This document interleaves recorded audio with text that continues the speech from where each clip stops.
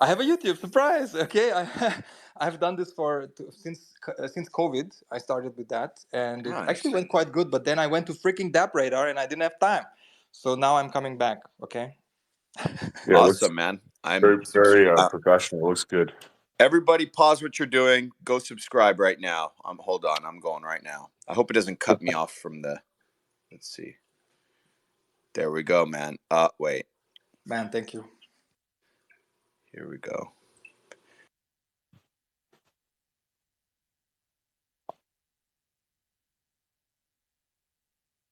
All right. I'm going to go ahead and pass the microphone over here. Michael, thanks for pinning that up above. You have some great analysis, and I think if you're going to produce more, you're definitely someone to subscribe to. So good times. Let's go ahead and pass the mic on over to Luke. Hey, GM, everybody.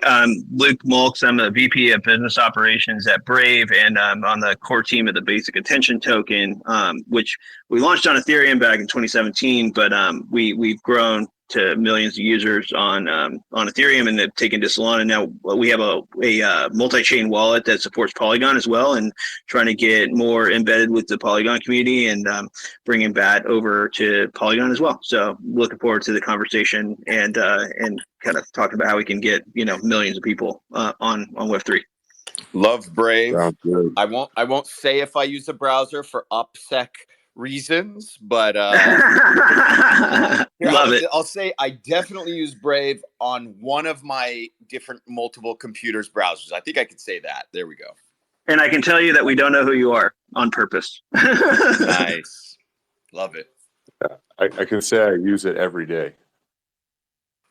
A crypto first app, a crypto first and privacy focused browser. That's definitely something I can get behind. Mm-hmm. Good times. Thank you, Luke, for being here. Let's go ahead and pass the mic on over to Rams. Hey, everybody. Thanks for having me on here.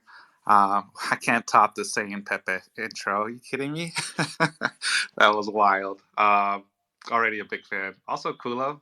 Enough said about Kulo. We all know why we like that. I feel like I'm in the right space. But anyway, it's like perfect. I'm part of the core team at Astar Network, product designer and educator. We are aiming to be the first, Polygon CDK chain, layer 2 out there, coming soon. So we're pioneering that with the Polygon team, and just been freaking. Well, am I allowed to curse? Yeah, freaking phenomenal working with the Polygon team. Just really smart and gun ho. So yeah, just the layer 2 coming up, launching soon, ZKEVM, and hoping to connect with the community, talk about our campaign. We all know those fun campaigns where you participate for a layer 2 and the possibilities there. So yeah, thanks again. Hey, you guys, to be clear there, you guys will be the first ag layer yes. Astar, right? Yeah, that's Correct. Amazing. Looking good. Excited to see how that looks and what the functionality will be with ag layer. I think everybody's very curious about ag layer. We should try to get speaking of ag layer, we should put in some messages here and try to get someone from the Polygon team to explain it a little more in depth. Maybe we could get a guest on today. Let's send some DMs, guys, and see if we can get someone. Because I know we've got what's public, but I'm very curious how it'll actually play out in implementation, and maybe have someone from Polygon explain it in a better way than we can. But yeah, very, very exciting. And yeah, it looks like Astar will be the first to actually have it integrated. And yeah, let's see how that goes. I mean, it sounds like it'll give maybe Aztec. You explained it pretty well. I've heard you explain it to a couple people. You want to explain just base level, and then maybe we'll get a Polygon team member up soon to talk about it. Sure. Oh, wait. Polygon has her hand up. Ooh. Let's go. Good morning, everyone. This is Smokey behind the account. Yo, Smokey. What's up, brother? Look, I can give an explanation that makes average resale which I think is so. I did a little thread on I guess on like why it's important, like how does it affect like the average individual, right? And I think like the big thing is that different chains are going to be able to have this shared unified liquidity, right? They're going to be able to tap into this aggregation layer of all the chains that are tapped into it. And why is that important, right? Like, what does that mean for you as the individual? Well, think about it like this, right? So there's only so much liquidity within an ecosystem, right? And I think like a good example that we can look at is looking at the Polygon ecosystem, right? Currently, I think we can look at NFTs, and then we can also look at meme coins, right? Like these are two communities, right, where there's a lot of cross pollination. So this is an example of like localized liquidity. So if you look at the meme coin community, right, it really kind of started to pop off recently, right? Like not too terribly long ago. And maybe I'd say about a year ago, the NFT ecosystem really started to kind of like do really well. Right, but there's only so much liquidity in the Polygon ecosystem for both meme coins and NFTs, especially if people within the NFT ecosystem are interested in the meme coin ecosystem. So what's happening is people see certain meme coins and they think to themselves, oh, you know what, I could go over here and try my hand at making a little money. And where are they getting liquidity from? Well, certain collections went down, right? So that's an example of like kind of like liquidity moving around the chain to these different ecosystems, right?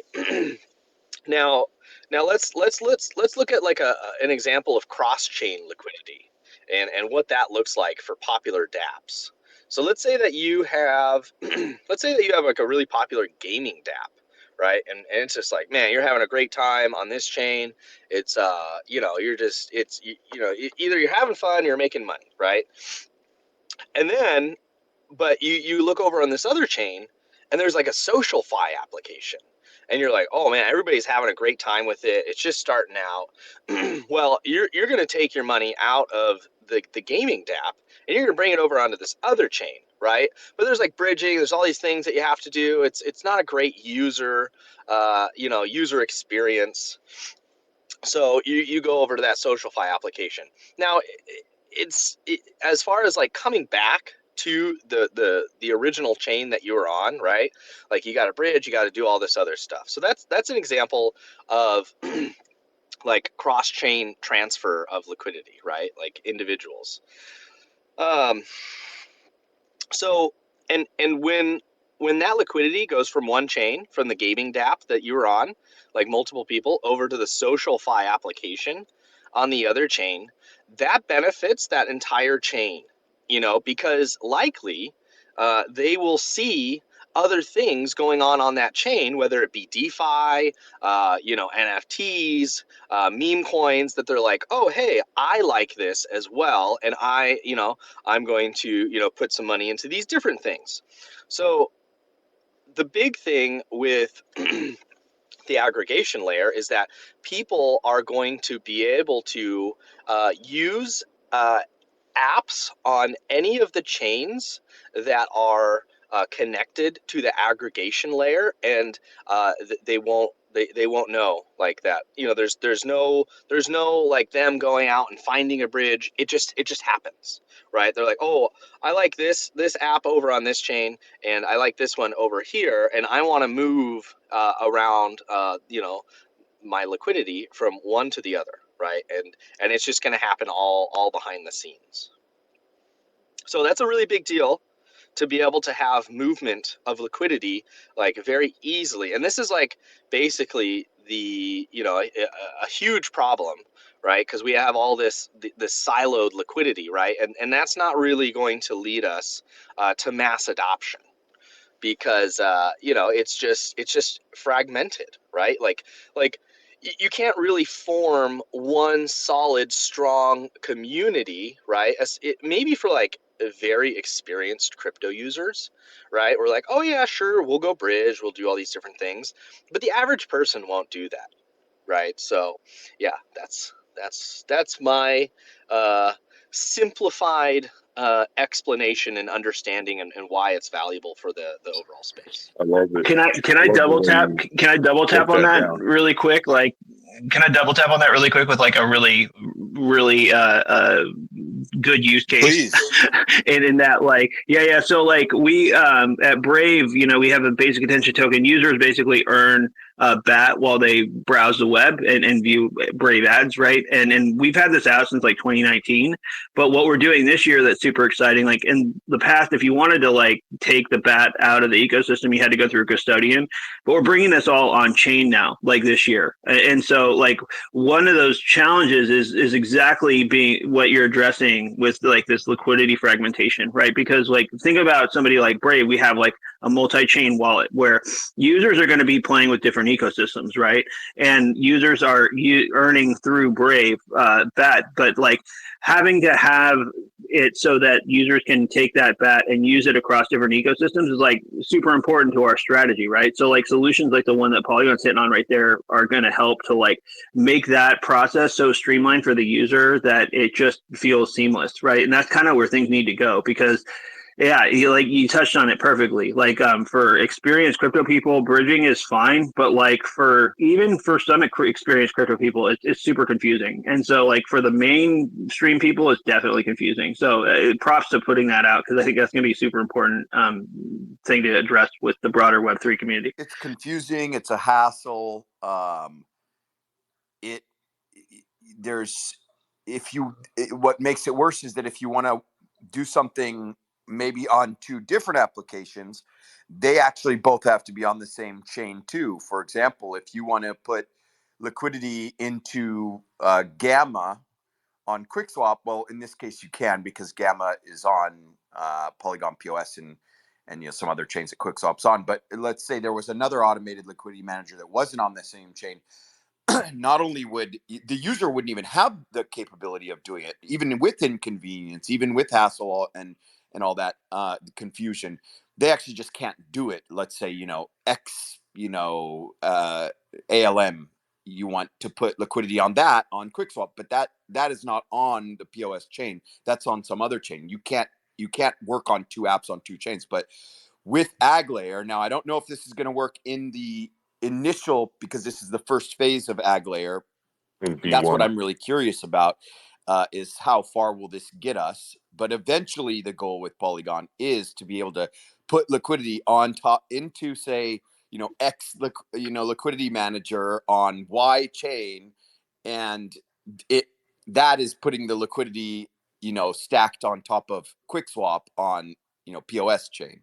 So that's composability, and that'll be interesting. I guess to go off of what Smokey was saying earlier, and maybe this is like a simple analogy, but the way everything is right now is like, it's like every chain. Imagine like email addresses. If every chain, like if you had Gmail, you could only email people from Gmail, and if you have Hotmail, you could only email people from Hotmail.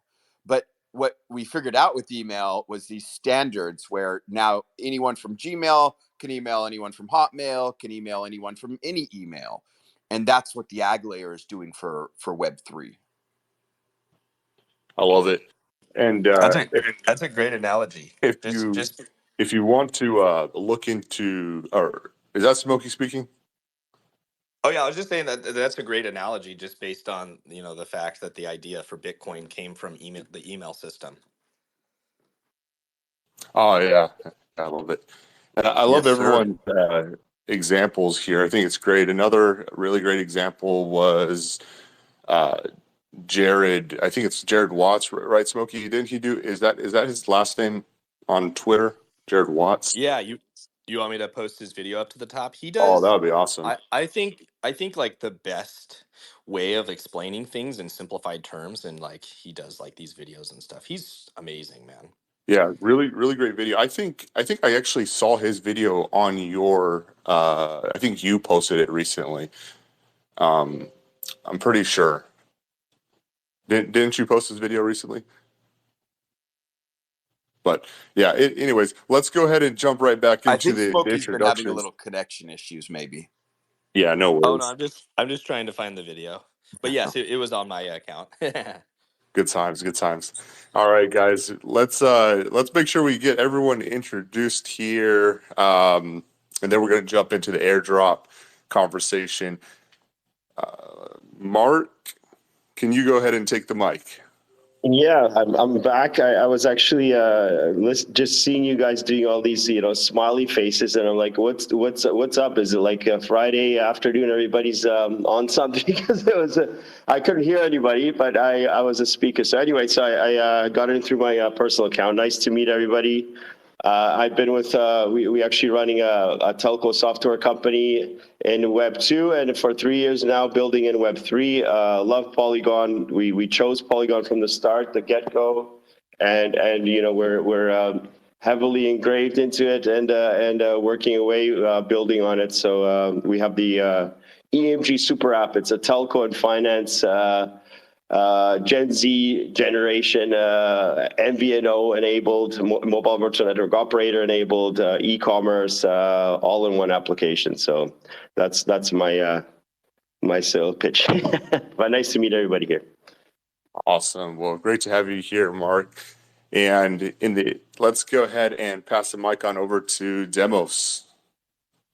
What's up, guys? I'm Mike, one of the core team members from Demos. Demos is actually a project dedicated to adding a human layer to all digital interactions, especially when it comes to Web3. Our core product, Only Me ID, ensures that every participant, so every one of your community members that are engaged in the airdropped or any digital event is an actual person. They're not a bot. They're not a whale trying to manipulate the situation. That way, you have a much more fair and equitable distribution of tokens. Verifying that every person is an actual person just creates a better sense of community.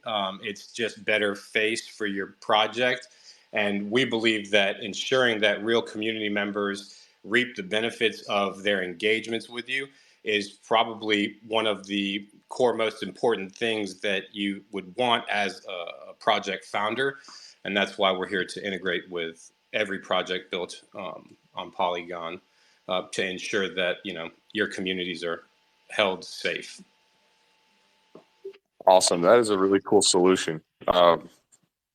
Yeah, so we'll have to dive into that a little bit further as well, especially in relation to airdrops as we kind of dive into this conversation. But yeah, let's go ahead. Thank you for the explanation. Great to have you here. Let's go ahead and pass the mic on over to Mieszko. GM. This is Mieszko. So I'm a co-founder at Fangs Network. Thanks for having me. At Fangs Network, we help games and game studios grow. So we do that by embedding quests and rewards into their apps and into their games. We do this mainly on Polygon, and we partner with games like Forest Night, Dustland, and since a few weeks also with Gala Games. I'm pretty proud of that one. Very big community. Hasn't been announced yet, but it's live. So there are thousands of people joining our quest there. Super excited about that one.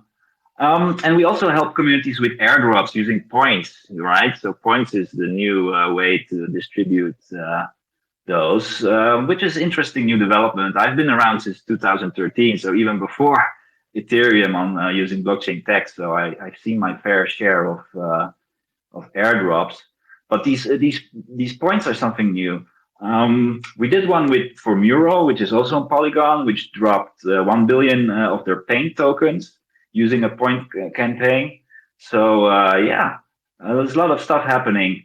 And if you visit Thanks Protocol, a bit of self-promotion here, the pinned tweet at the top will let you earn 500 points. So yeah, just as a nice gift for this show. Yeah, and looking forward to the conversation, guys and girls. So yeah, let's do it. Mesko, so you guys do you help develop these point systems? Yes, we do. So, yeah, head over to our website. So it's thx.network. We pronounce it as Fangs. But you can have embedded points in your app, absolutely. So you earn points by completing quests, and you can spend those points on-chain rewards, but also, for instance, in your e-commerce store or maybe on off-chain stuff. Definitely. Nice.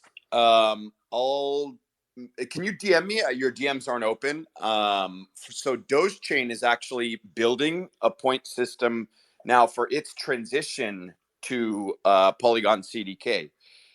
So yeah, if maybe our team should link up with your team and see if there's anything interesting there. Yeah, if I could just jump in, if that's okay. How does that work? So if you want to do some airdrop campaign and you have a tiered point system, and then based on the points, automatically the users would get the certain allocation of the tokens. More or less, yes. So there are levels. We tend to tie it to Discord roles as well. Because these point campaigns, they take a while. You want to entertain your community while they are happening.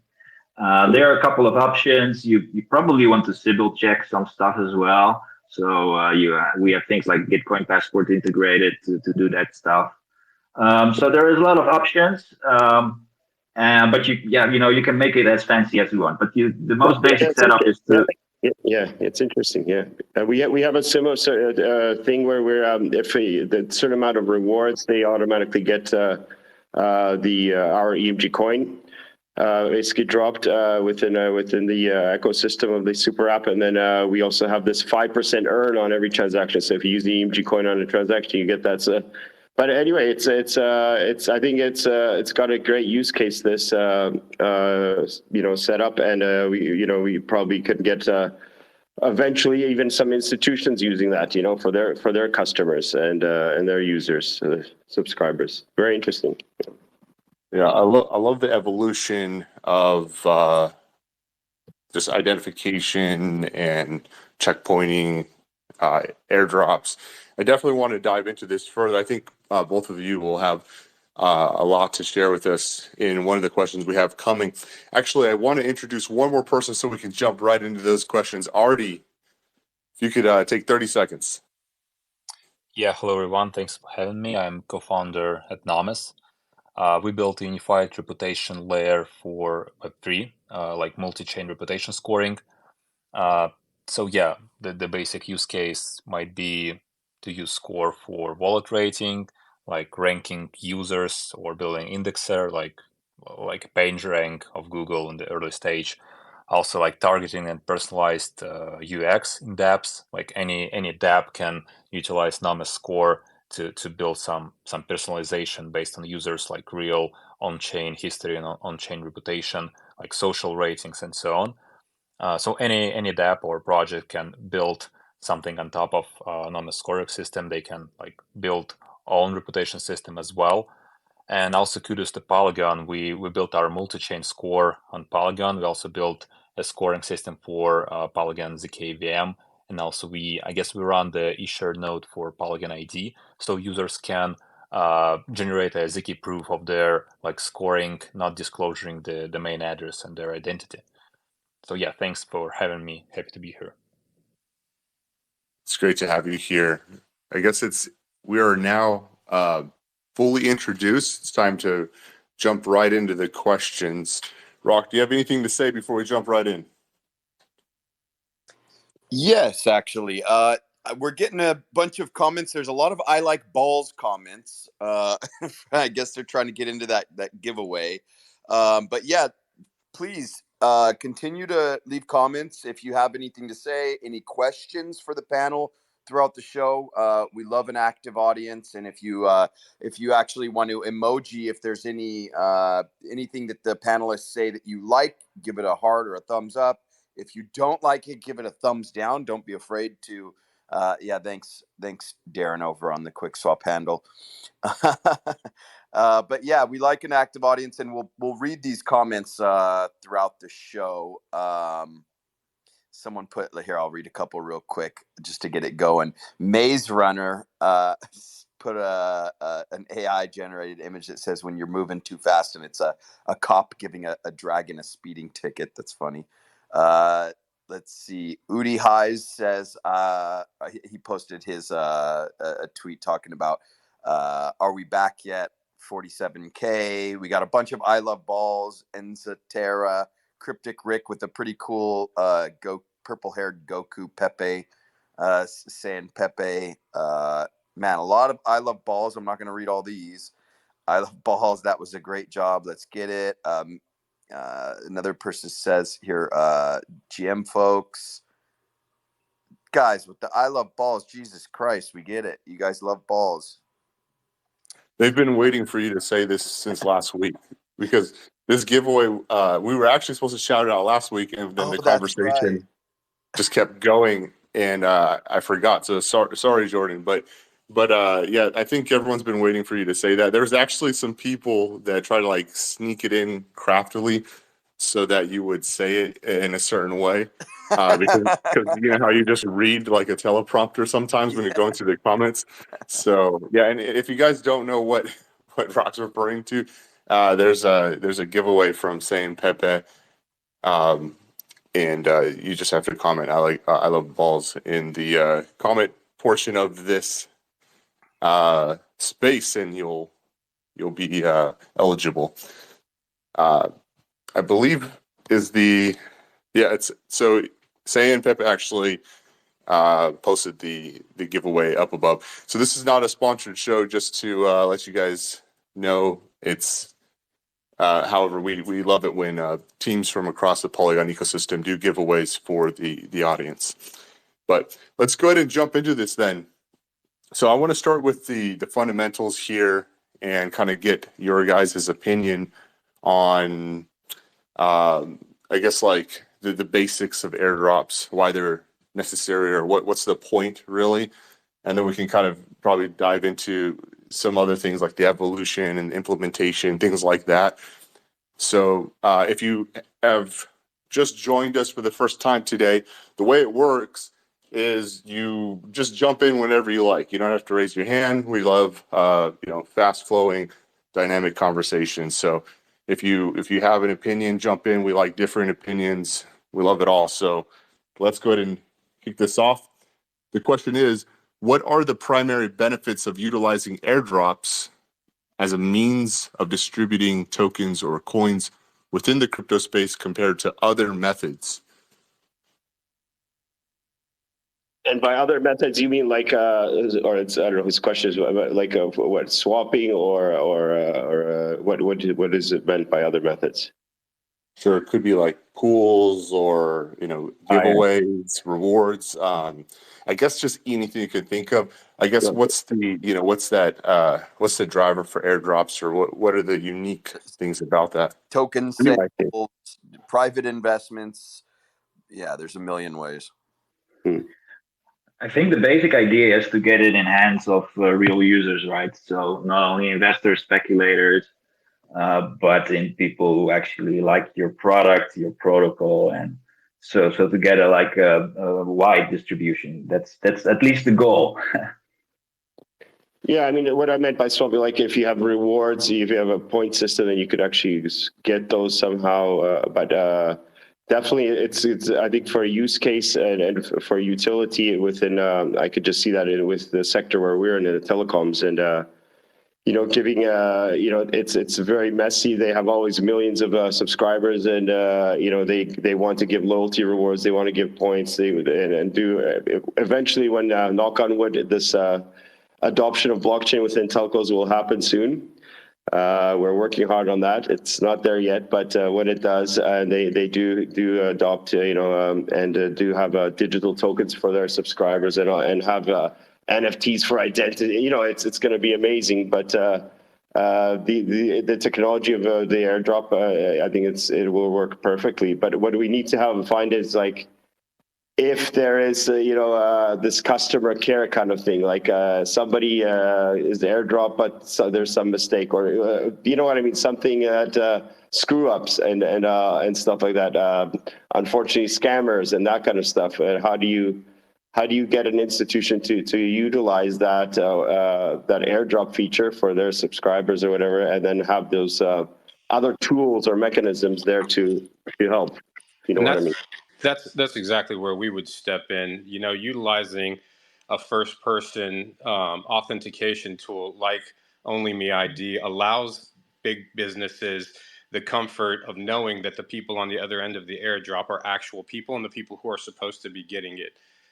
You know, obviously we can set up multiple rules based on how and what those users are qualified by, but in reality, at the end of the day, you want to give the airdrop to the most loyal of your community in most cases. If it's a game scenario and you want equal distribution so that multiple people have opportunities to play the game, same idea. You don't want a whale to come in and swoop half of the allocation, or bots come in and manipulate, you know, the NFT drop if the NFT is what grants access to the game itself, right? So there's all different reasons to ensure that human first is always first, and that's why we're you know, so gung ho on making sure that projects understand why it's so important. Because to your point, if you're going to drop hundreds of thousands and in some cases millions of dollars across the internet, you want to be sure that the value is going to the correct people, and that's in all cases, not in some cases. 100%, especially if it's paying subscribers or customers of this, you know, telco institution. That's you know, it's quite serious that they cannot have those kind of screw ups, you know, or some kind of stuff there. So yeah, and you guys provide so you guys provide the mechanisms for that. Absolutely. Yeah. We integrate with projects both, you know, on the front end to ensure that, you know, there is a human verification, basically, like, think of it as a wall in between the protocol and the, you know, the actual engagement, to ensure the Right. person who is engaging is the right person. Right. And then How do again, you do that? well, it's an on-chain mechanism that once you're verified, you've gone through, you've minted your OnlyMeID, it's created a hash of your human characteristics, and then, you know, as you go and engage with other dApps, if depending on if the dApp has integrated with us, we're able to go back and call to ensure that you are a human, you are the right person, and then allow you to kind of move forward. There's a lot more technical things that go into it, obviously. And we can get a little bit deeper into that, but that's on a high level. Is it a KYC product? So we are a no KYC product. Obviously, that can become part of the scenario, but in Web3, obviously, we want to make sure that it's human. We're not really obvious. Depending on what the project needs, and I don't want to overspeak, but depending on what the project needs, we can facilitate just about anything. In the interim, what we want to do is to ensure that it is a human, not a bot, or multiple people having the same or multiple wallets by the same person. But again, just depends on what the project needs are, and then we can kind You of. guys What's your bring up a handle, really Nate? great. Because you're talking through the Polygon thing. What's your handle? You could it'd be great to have a chat off. Me personally, me personally, Yeah. I'm at no bullshit. No bullshit. Okay, I'll remember that. So I'll DM you, mate. Yeah, that's great. Absolutely. Yeah. You guys bring up a solid issue amongst like the airdrop kind of campaigns, because like we can point to the Jupe airdrop recently. I think, you know, there was reported someone had a bunch of wallets and kind of gamed the system, and you kind of hear this in many cases where where there's airdrops. So I wonder though, you know, if we're starting to see this evolution of trying to create some kind of identity or point system or some type of mechanism to help stop this, does it become a barrier to entry, or does it or is there a way around that with your guys' system where it makes it easy, or you know, does it kind of cancel certain geographical areas? Is there an easy way to really do it to where it doesn't affect the success of the campaign? So can everyone hear me? Jordan from San Pepe. Yes. Oh, awesome. Okay. I was just making sure that I wasn't being rugged. So we've gone through all kinds of different concepts and iterations of what we're going to do for this airdrop of our spirit bomb, and how that reinforces the value of San Pepe, how we can make it one of the most massive events here on Polygon within the next coming weeks.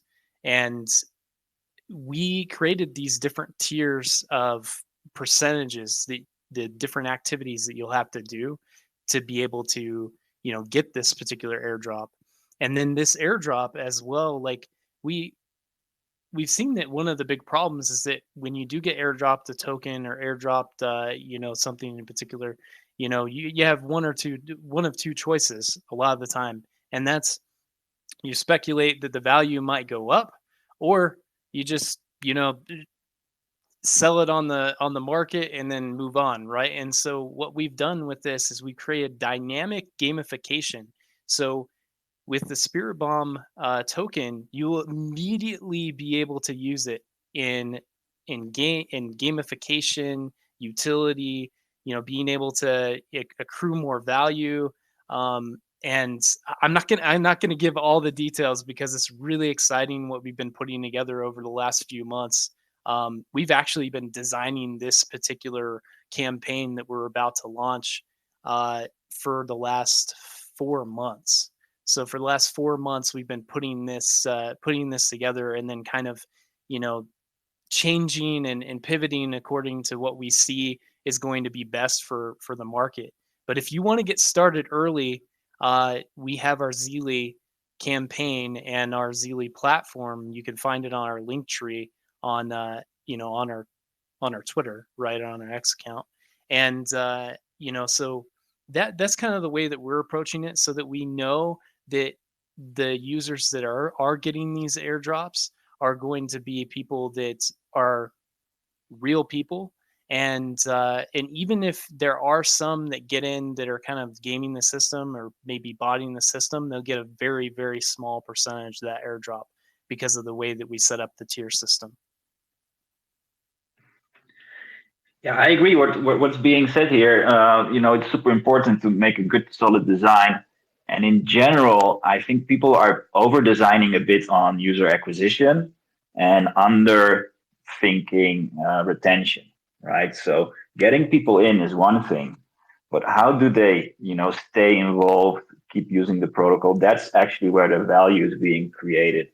And some of the stuff you can do, and what has been done by others as well, is to make sure that some of the tokens you drop, for instance, are vesting.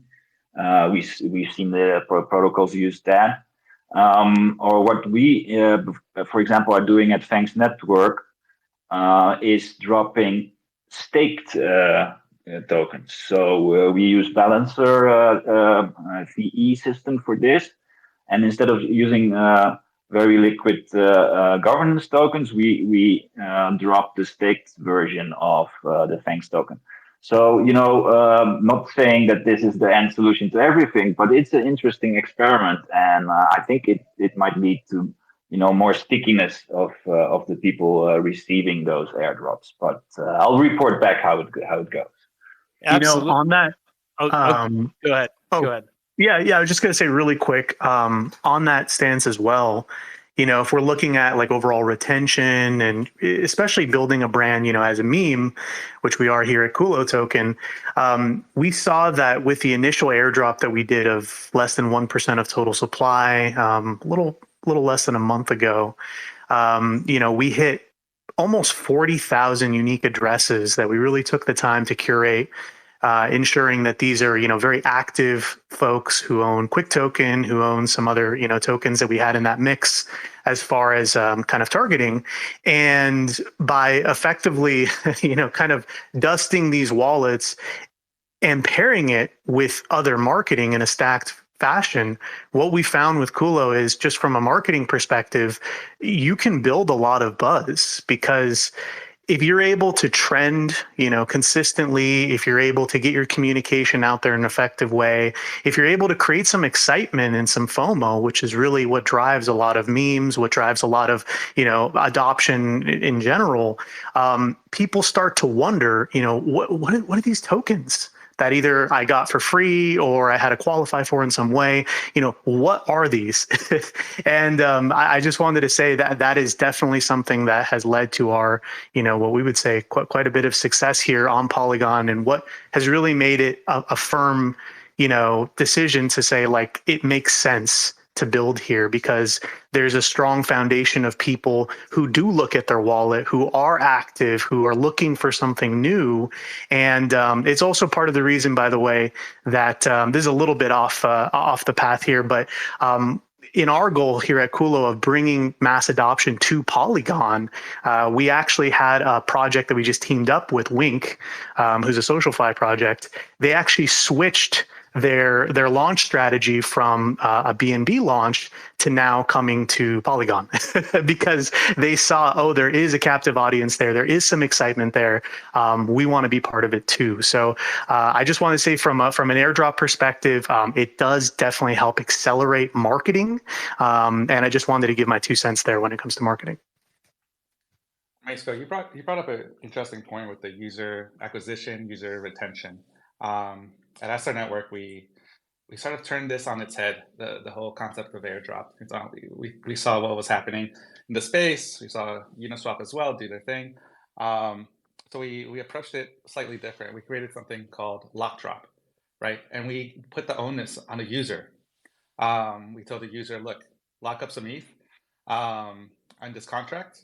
You can do it for 30 days, 100 days, or 1,000 days. Based on which option you choose, you get a certain multiplier.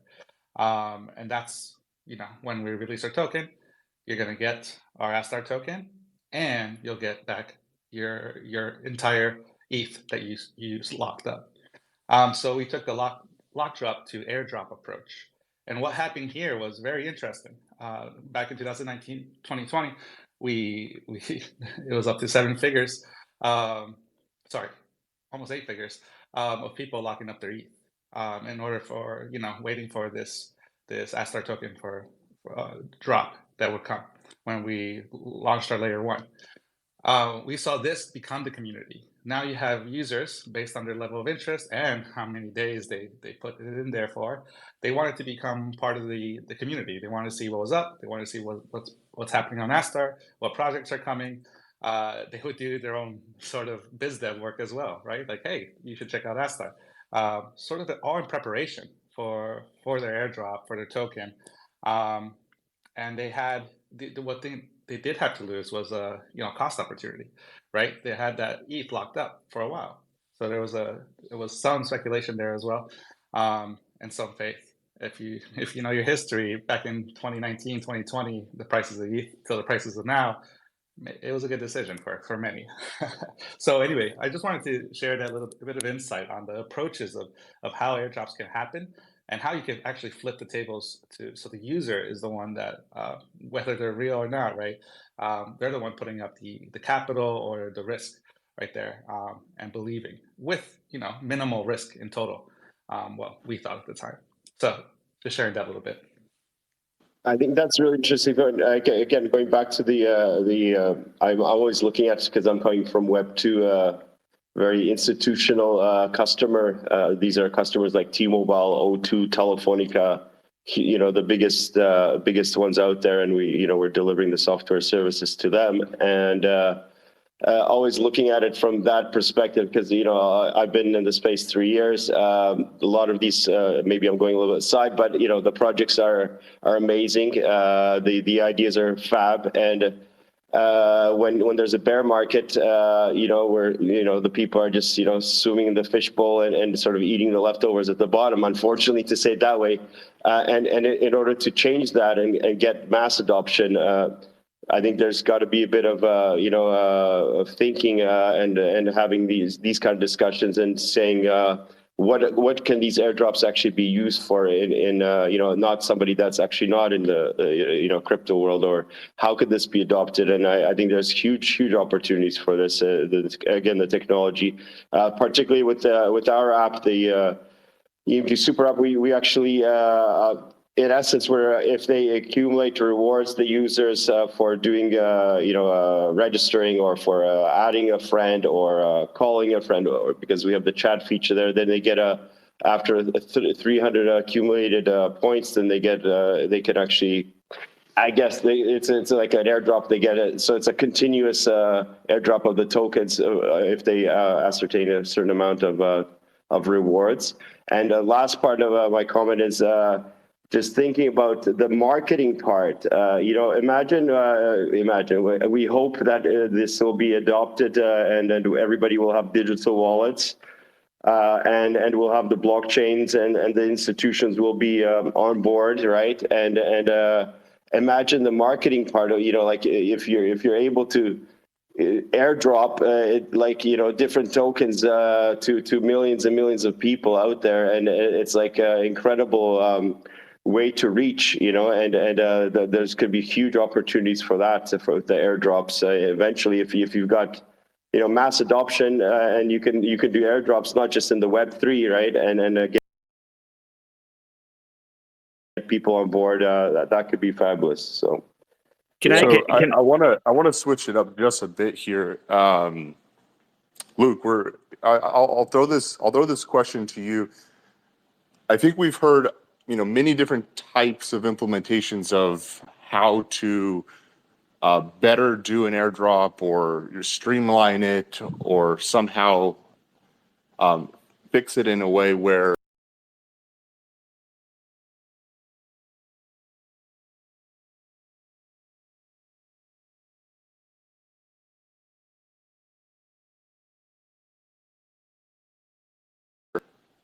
you're getting the airdrop to the most exciting, so that people want to participate.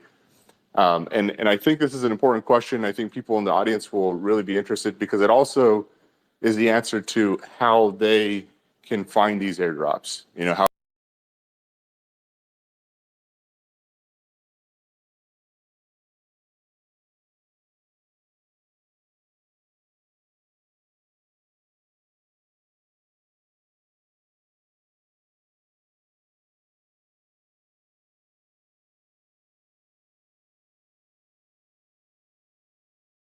And we've also been dealing with a lot of traditional Web 2 businesses on the advertising side with this. And with our reward model, it's like you've got advertisers that want to make sure that they're not getting gamed by people just, looking at ads and getting rewards, and kind of soiling their ad spend with that or whatever.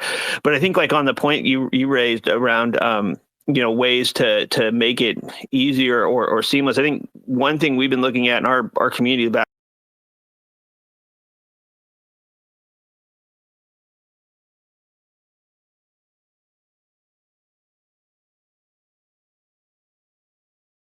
right? So we're thinking that we're kind of challenging a lot of folks in this airdrop space to think about ways to bring communities together, because if you can have people that are established in one community then link up with an airdrop from another community, it's not as rigid or as formalized as some of these other solutions that have been discussed here, but it's also a way to kind of combine forces and and join marketing together. Because I think when I look at the landscape of things more broadly, Google's basically getting rid of third-party cookies in Chrome this year, and that's going to really kill a lot of audience segmentation and things like that for marketing. But what I see with meme coins and NFTs and with airdrops and crypto in general, it's kind of going to become a new way to kind of audience segment for marketing and for broader adoption. And with what we're doing, I mean, having every Brave user, there's 67 million of us monthly, having self-custody with multi-chain,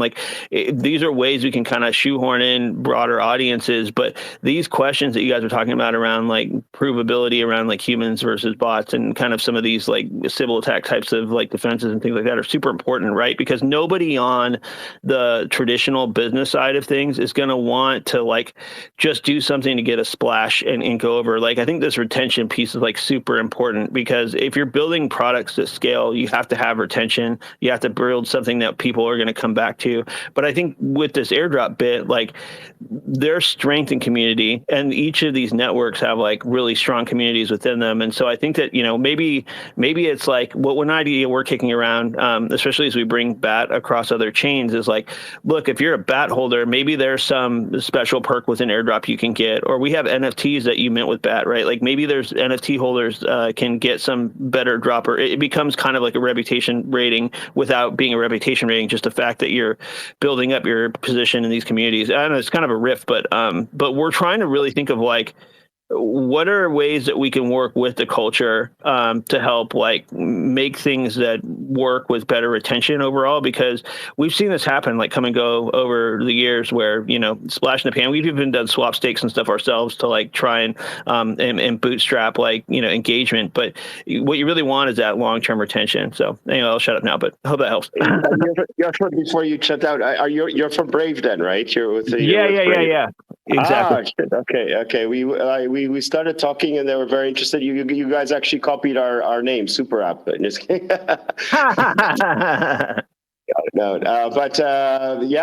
We sort of got close to Opera browser. We're launching in Nigeria with them and on their browser in essence. It'd be great to talk to you as well, because exactly what you're saying, this retention of the users, customers, it's so important, and the technology is there even with the airdrops. It's amazing how you can leverage that. So yeah, we should talk one day for sure. DMs are open, man. Let's talk.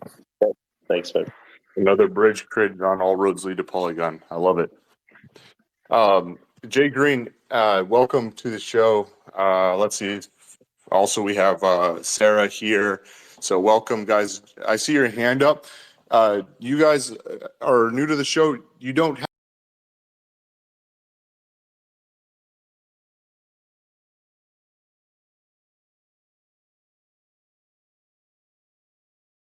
have to raise your hand. Just jump in wherever you can.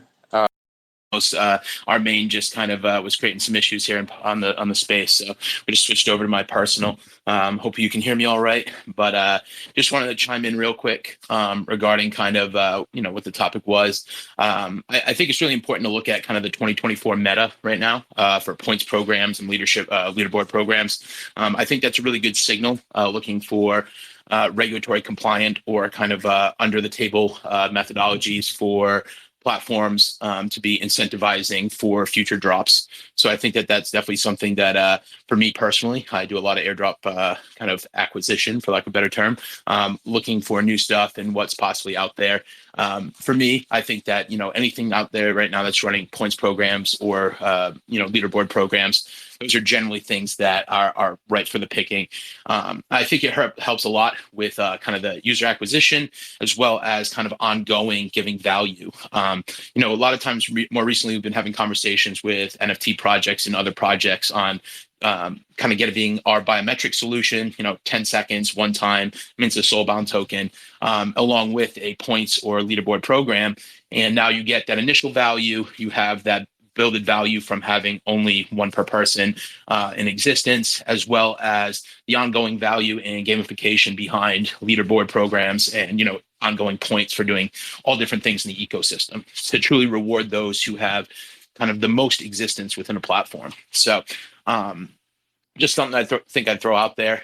Really think that I know that that's one of the big metas for 2024, and really excited to see kind of what everyone brings to the table for those points and leaderboards programs.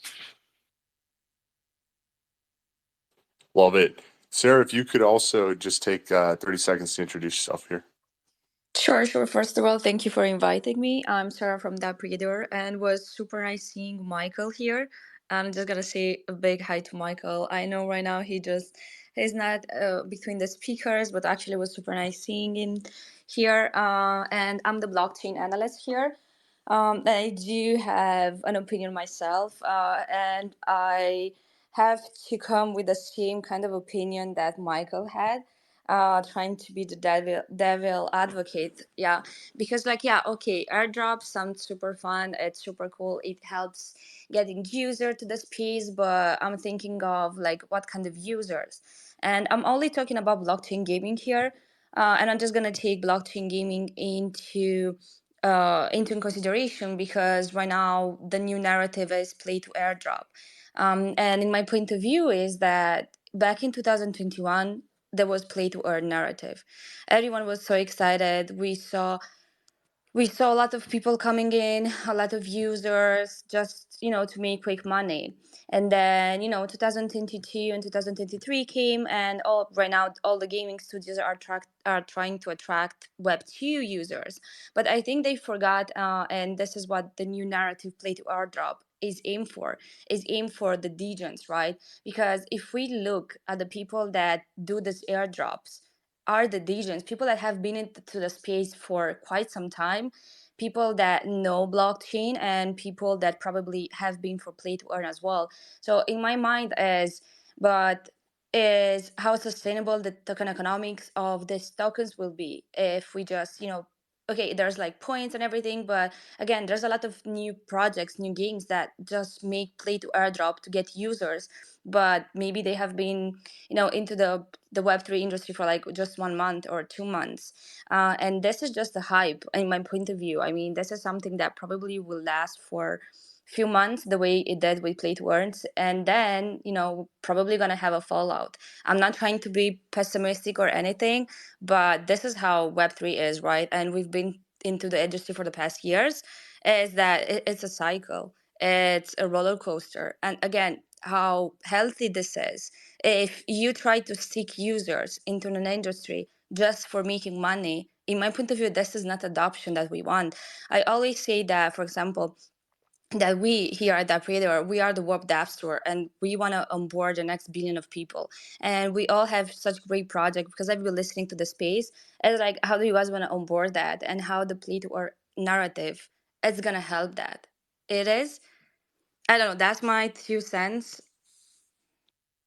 Yeah, and it's a good point. If I could jump in there, like you actually make a good point. But one thing I would push back on is just because people are in the space for a month and they come from Web2, I think we should be looking at it as welcoming, and not have this idea that everybody's just every Web2 is just there to make the money and run.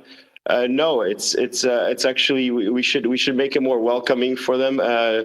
I'll tell you my experience. It's not easy, and you learn the hard way financially as well. You get burned, but that's something on the side. But definitely, if to get mass adoption, we shouldn't just focus on the users of Web3 that are very comfortable, been there for years and years. We should really try to think, well, if I'm coming in there, do I even know what what chains are and how, all that stuff, and how do I get this airdrop? It's wonderful, but how do I actually use it? That kind of a concept. But yeah, anyway, a good point that you made. Sorry, yeah. I have Yeah, to chime in exactly. here. Sorry, go ahead, Sarah. Go ahead. Oh, okay, thank you. Oh, Yeah, exactly. This is what I'm thinking, and I always have this idea in mind. Is like when both, like everyone who works on the Web3 project and thinking about onboarding people, my target in my mind is like, how can I onboard my mom, right? Or like, how can I onboard yeah, exactly, my mom. And with the airdrops, it's like, like, hey, there's free money, but you have to do this. It's like people are, oh my god, this is shady. Like, this is something. This is a Ponzi scheme or like a MLM or stuff like that. This is why, like, I think it's not entirely beneficial. And I think in the future, the whole narrative into the media outlets is gonna be like this.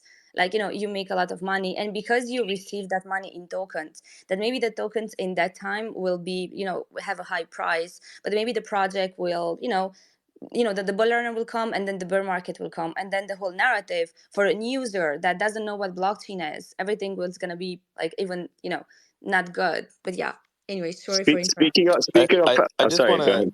I just want to comment on this real quick, just based on like some things that I've seen.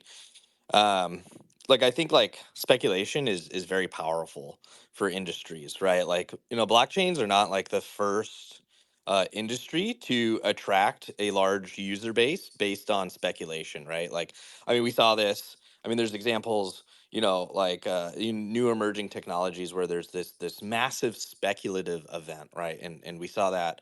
I mean, if we're getting like real way back, like railroads, telephones, internet, right? Like, and let's just use like the internet as an example. Like in the early days, people were just throwing money at some of these companies, right? Because everybody's like, wow, like there's like all of this hope of this new industry, and there's all of this money that was going to be made, but like it was too early for the technology, right? Like the foundation, the infrastructure had not been laid out, right? But that massive speculative event was enough to be able to, have really powerful infrastructure builders come in and stay and build out the framework, for like what that industry could really be, right? And back then, after like the dot-com boom, like everybody's like, man, that internet, it's not going anywhere, look at it, it's over.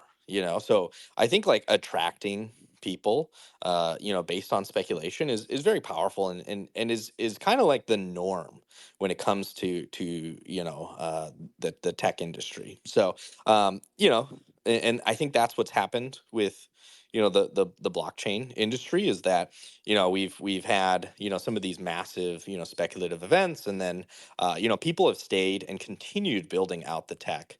But I mean, I think that there are definitely some major issues, like with being able to onboard the normal individual, right? Like we don't have security built in to the overall infrastructure, right? Like everybody's got to worry about scams and all these different things. It's like we don't really worry about that when we use the internet, right? It's like why? It's not like I'm like, oh, I'm protecting myself from all these viruses. It's like, no, I have antivirus software, right? I mean, there is some level of education that you need to have to be able to protect yourself, but I think yeah, I mean, we still do have some like major issues to really onboard kind of some of the normies. That's exactly. I mean, if I jump in again, to the point exactly. And speaking of parents, or of my, he's using the super app, and he's like, well, how do I actually So I send him some UMG coin to his wallet there, and but what do I do? Like, how do I buy it? Or what I mean. So it's having just that on ramping, making it simple, and for these going back to airdrops, if they could just be able to swap it or just see it as a a fiat kind of value or digital, whatever, you know what I mean, and have that onboarding. I think all of those, the negative things like the FTXs and NFTs that were, very, in my industry, in the telcos, if you said anything about NFTs or crypto, just look at, I mean, I was speaking to the Polygon guys, and they said, look at the Starbucks launch. Did they actually mention the name for the loyalty rewards? Did they actually mention an NFT in all of that campaign? It was all digital assets, right? So it's really hard then to maneuver if you can't even, if it's negatively perceived. So just getting out there, making it simple for people to use, onboarding, and all that stuff, and not making it difficult, and not having this sort of. I have a feeling that. A lot of projects, because they have this, great, ability to do, they have a lot of time spent basically, and have a great knowledge of the whole blockchain and technologies, and then not being able to think out of the box to like, well, if that's great, but it's just so much how much we can use within this Web3 community, getting onboarding the average person who doesn't really care if it's I have to say it, if it's Polygon or if it's what blockchain it is. They just want to get that airdrop, that service, or that So that's what I'm looking at, just from my perspective. Maybe I went a little bit on the side here, but really would love to see more of people coming into the space and making it feel like they don't need to know all the shit. They don't need to be like a layer 2, layer 1. They shouldn't have to know all that stuff. And if we, I think that's going to be the best or the next big thing is to really making that seamless journey and making it feel for the people so they don't really see that they're using blockchain. That's what I think. Yeah, I would love to Yeah, jump I in agree. here. Yes, sorry. It's also depends how you position the airdrop. Like I can see that some projects can position airdrop like a free trial, sort of. Let me explain this. Like if you look at traditional like Web2 market, how new products acquire users in the early stage, they usually offer some credits or like free trial for new users. Like you do this or that, you leave your like data, your email address, maybe you invite some friends, so you do some work for us and we grant you with some like free 1 month trial, or we give you some credits that you can spend on the pro account, like pro plan. And if you look at like the blockchain, like any like average blockchain, the network, the main product for new blockchain is sending money. Like user A sends money to user B in any country, like with close to zero fees if it's like some L2.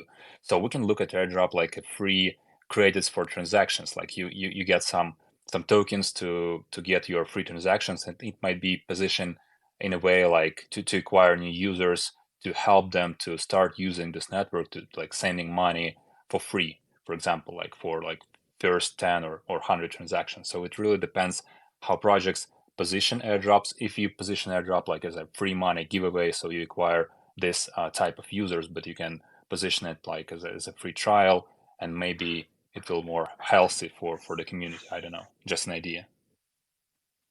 Yeah, I completely agree, Artie. I think that's a great approach. And also, like, coming back to what Sarah said, and what I see projects successfully doing is not trying to do like one big bang, like do or die airdrop and, get like millions of people involved. No, let's, do seasons, right? So games usually do seasons where they do mints of NFTs. People who mint those NFTs, either they are for free or maybe they have to pay a small reasonable amount. Those people get dropped the tokens, which gets them involved players, and maybe they will invite some friends. So try to make it organic. And then if you do seasons, you can actually analyze the data of how your airdrop performs, right? This is very normal in all kinds of digital marketing and has been done for decades now, right? So why are we trying to do it differently with over engineering super complicated drops and then having just one go to get it right? No, let's make it easier for yourself and repeat, iterate, and then you'll get much better results. And also, coming back to people who are like looking for good airdrops or looking for interesting projects to join, maybe you should be looking at those early mints, right? They usually are for free or for a small amount. Try to find things that interest you. It will help you to stick around, get that early mint, and probably you might be rewarded down the road. So yeah, that would be my tip for the airdrop hunters. And to closing this up a bit, I need to go to dinner actually. So I want to thank you everybody for this great conversation, and thank you for having me. The wife and kid are getting upset that I haven't joined yet, so I'm on European time, so it's the end of the day. So thank you again, and you can't get an airdrop meal. You can't get an airdrop meal. I would love to. I would love. It's Friday, so I have to have some quality time as well. So yeah, everybody enjoy designing and catching some airdrops, and I hope to talk to you soon. Bye bye. Have a good weekend here. I'm not sure if anyone wants to. Yeah, go ahead, sir. Let's do something. Sorry. It's just like, I don't know who said this, but you're right, because I'm still thinking about the whole conversation we had. And yeah, of course, Web2 companies or whatever companies that is not Web3, they have used this to incentivize user. In my mind, I have a Revolut. If someone is in Europe and probably they heard about Revolut, they had this whole campaign. If you bring one friend, you're going to make like 30, 40 euros, whatever. And that was good money. And I do remember back in my uni times, everyone was making money, just adding their friends on Revolut. And yeah, that was kind of like a airdrop thing, right? But I think what's lacking is the industry right now, like the Web3 industry. it doesn't have the confidence that other industry had in the past. And I think this is where the catch is, and this is what makes us different in this marketing skills. That's different, because if we talk about Web2 companies, especially they are Web2, it doesn't even matter the sector. Even like gambling one, they are still more safe and trust. I mean, they have more trust than we Web3 have, because right now when people heard about Web3, and this is like someone said about Starbucks lunch, yeah, they never mentioned crypto, they never mentioned NFTs, and this is what Reddit did as well. Because like once people hear about, like normal people, normal user hear about, I don't know, crypto, you need a crypto wallet, you need, I don't know, whatever, they think it's a scam.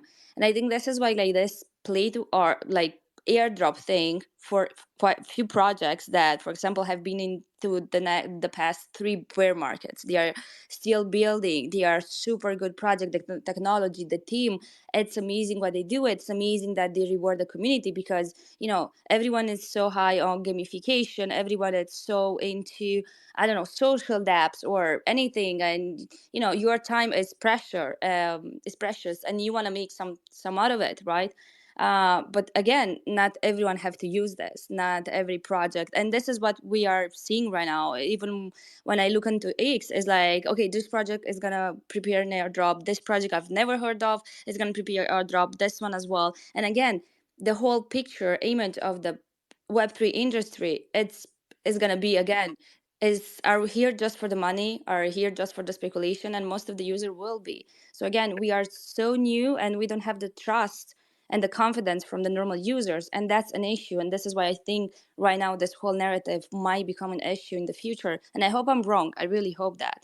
But Yeah, yeah. I wanted to guess I wanted to add to that though. One thing that's really one point you made, which is really, I was the one actually talking about the Starbucks and all that. One point you made is like that the industry, like the Web 2, is thinking of the Web 3, or people coming in, that there's this narrative and there's everything's scam. I think to change that, I'm looking at it really like 15 years of being in enterprise Web 2, and then coming for 3 years into this space. Internally, like our communities, do we actually download our apps? I mean, this is one thing I learned. Like everybody's like actually scared to even download my app, or friends. These huge projects as well. Nobody actually downloads the apps because they're worried that it's going to be some virus or something. So what I'm trying to make the point is, like, I think the Web3 community itself is almost shooting themselves in the foot by being like that and not trusting anybody, not actually downloading other projects' apps, not, you know what I mean, and that's perceived as. That's a negative factor, because then when someone like me comes to space and I have to every day say, yes, I have a registered company. Yes, we're legit. Yes, we did it. Yes, you know what I mean? There has to be that sort of that moment that when things just become normal, and I think it's coming from internally from the Web3. A little bit change that perception, and download the bloody app. So what? You get something bad with your phone that doesn't have to be even Web3. You can get that kind of scams, So just looking at that people are even worried to download other products apps when they've got 1 million downloads or even 50,000. That for me is weird. That for me is bad, and that's sort of that should be changed in my opinion, and to get that sort of a different mentality within, and then that will be come forward to the rest of the communities outside of Web3.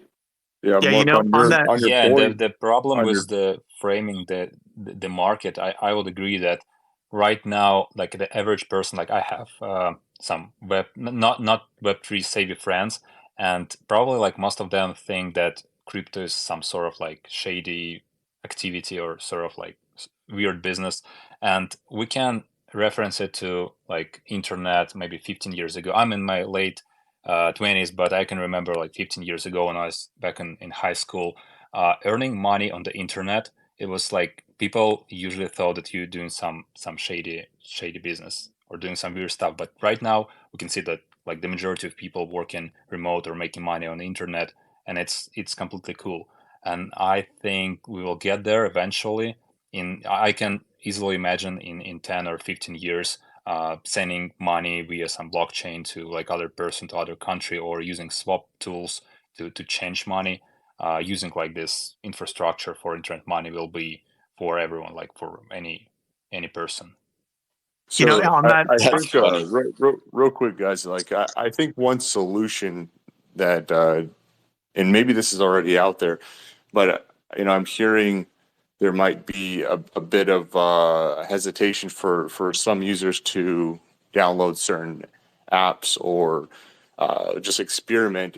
We may need to have some type of like verification layer just for apps or projects where maybe like an ecosystem comes out and kind of verifies, goes through some of the code, talks to the team, and has like a specific kind of portal for these type of applications or solutions, so that people feel more comfortable clicking onto them. Like even the if you look at like the into the app stores, like a lot of these app stores in like Web 2 have some sort of security kind of thing where they go through code a bit, try to verify some certain things Apple's about crazy. the company or EOS is crazy. the application. So that might need to be created. And also, guys, I'm thinking, I'm hearing a lot of kind of critiques on the idea of speculation and things like that. And I'm wondering, in your guys' opinion, how can projects tailor the airdrops to attract long-term users and foster healthy ecosystems? What are the top 2 or 3 ways that you see that are working today, or that you think will work the best in the future? Using users' reputation, on-chain reputation, for distributing airdrop based on users' real activity and contribution to the network, or maybe to like their previous contribution to other networks, for example, like Ethereum, or maybe some like OG protocols. Yeah, that is great. While you were saying that one sentence, my brain started going 20 places with what that could be. That could be like a kind of mesh reputation of other real people, like with good scores, give you a thumbs up, like or click a box that says I think this is a real person, or whatever. It can involve how much activity you've done, how old and seasoned your account is. I mean, that's what they do with like mortgages and things. Yeah. They want to see seasoned funds, right? So if your account is seasoned, if it's interacted with lots of applications, if it has certain NFTs, if it's been maybe like through Polygon ID, you could have that might be the way you could tie all that together, is like through something like Polygon ID, you have some verification. I mean, I don't know why we don't just have how cool would it be if like I guess people don't want to link to the government. I guess that might not work. But I'm thinking if you could have a KYC platform, maybe just a private KYC platform that says, yes, this is a real person, and then gives you a token that says, hey, this is a real person. It doesn't say, and that token's non-transferable. It doesn't say who that person is. Doesn't say anything about that person. Just says, look, we've verified that this is a real person. Maybe Coinbase or something could do this if you're already verified on Coinbase. Let them. That's But actually then you get into some problems with privacy there, of course. That's exactly what we do what we do on as well. Namas, except of KYC. Like we don't do KYC, but it's not necessarily like needed thing. You can say a lot of like person reputation based only on just on-chain activity. You don't necessarily need the KYC process, and we do it with calculating your like multi-chain score based on your holdings, your net worth, your contribution to other networks before, your overall activity, and there are like a lot of parameters. We use more than 40 parameters in evaluating the score. I think the perfect mashup. I'm a big Namas user myself, utilizing attestation on chain verification of various credentialing. I love what Namas is doing. Click, other similar people in that industry. I think combining that with something like what we have, which is exactly what was just described, biometric verification, one-time, soul-bound token, non-transferable, and you can just ERC20 balance of greater than 0 on front end or back end, directly on contract, however you want to utilize that. It can be gated in pretty much any way with a single line of code. Those two things right there, I think, solve this whole problem. A user obviously in their timeline, I have a 3,000-day-old wallet. I think that is important. Things I've done in the past that get some sort of score, which I love these new scoring systems. Combine that with, proof that this is individual human. Those two things alone should greatly propel the space forward. You could even have you could make the account solve like some captchas. Like you could just have them come to a site. The site does like some kind of human verification software. Solve some captchas, move your mouse around like a real person, and then and maybe even answer some stupid questions. And the longer you make it, the harder it is to bot it out, to Sybil attack it. But and then that platform, who's a trusted kind of platform that does this this is what they do, like you guys know, Mr. Whatever, any of these, they give you a token saying, hey, like from what we can see here, they did a CAPTCHA and stuff. It's some human had to have interacted here. Even if that human might have 10 accounts, we don't know that, but it'll be a lot harder for them to just make millions of accounts. What about having like a shared list, like again, I go back to telcos where I'm from.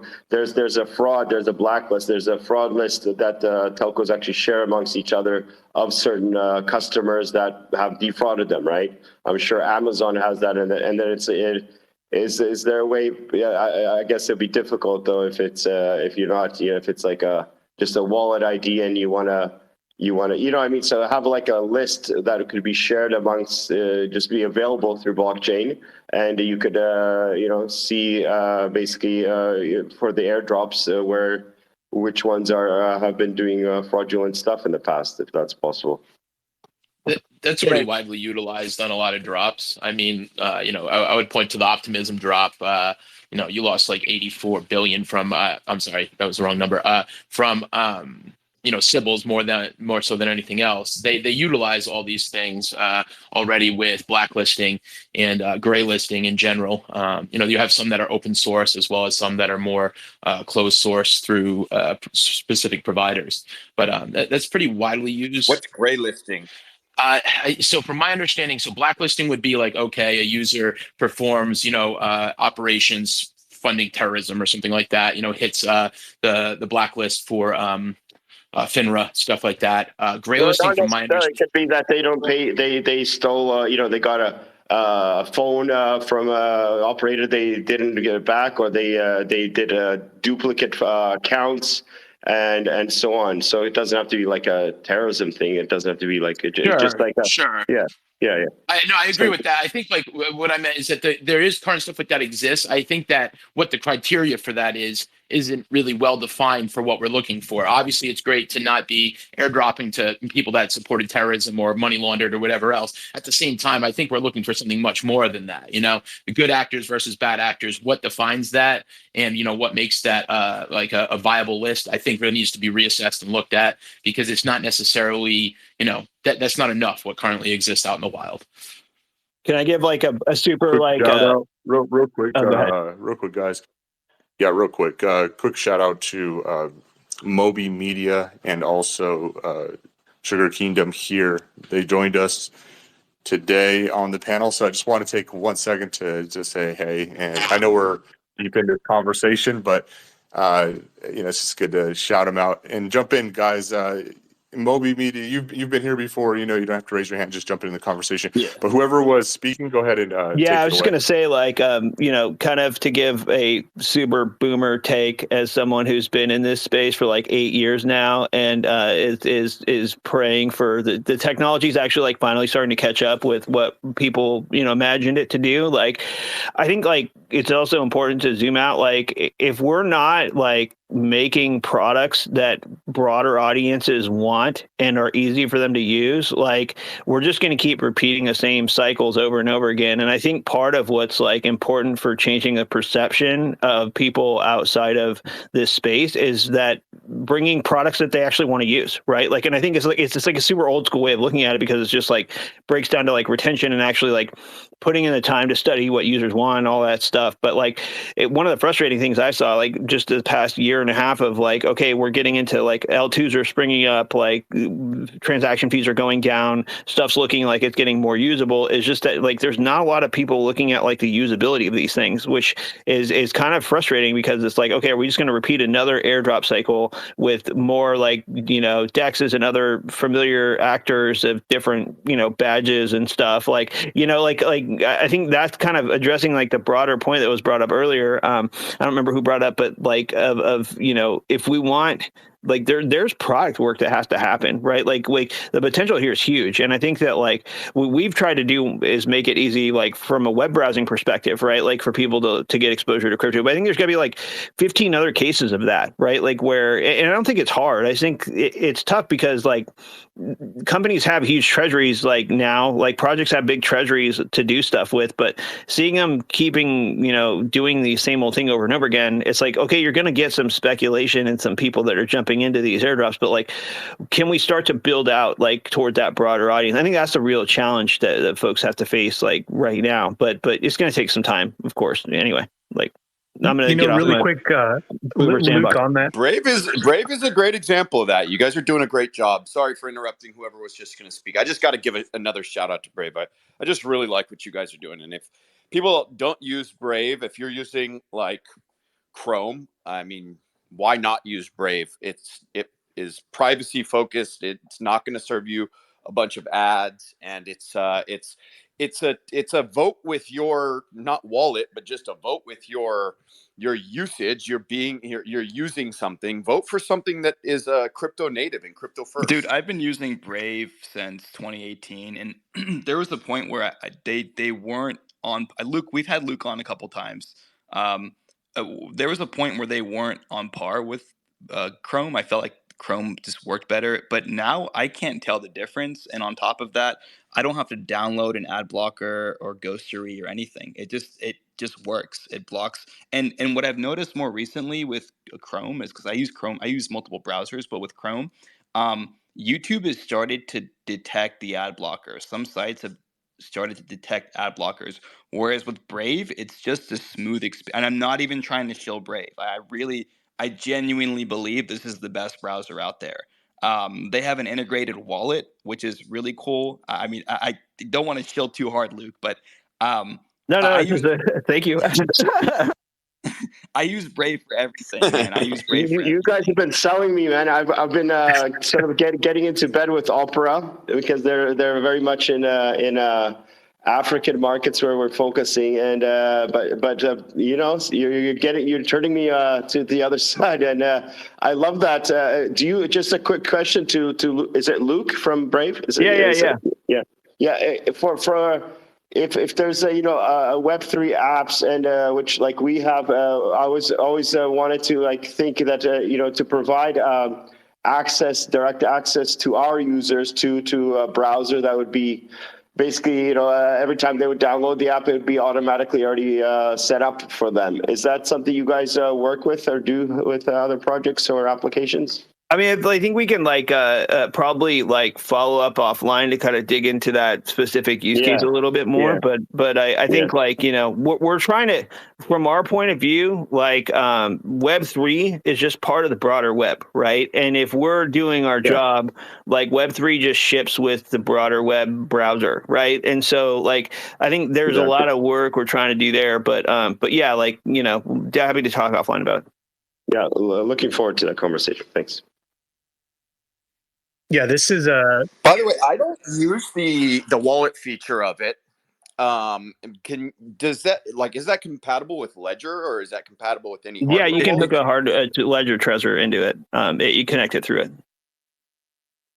it. And how functional is that wallet? Is it as functional as like a I MetaMask? I'm mean, assuming not. we aim for parity with like Phantom and MetaMask. I mean, sometimes there's rough edges from time to time, but like we try to fast fix anything there. And I'm on Twitter, like the whole team is. So if anybody runs into bugs, we either have a feedback button where people can submit them, or just tag me on Twitter. I can help surface that up. But it's like a big thing where we rely on user feedback a lot for these types of things. But one thing we found was interesting is that with wallets, people tend to not like to give user feedback in the same way because it's around financial transactions. So we built that feedback feature in there, but always love feedback, good, bad, or ugly. So please do. You know what you guys can do to differentiate yourself? One idea is supporting like ordinals, supporting what networks do you Yeah, guys no, support? that's very timely because we have Bitcoin in our devs are integrating Bitcoin in and Zcash, but with Bitcoin we also get ordinals as part of that.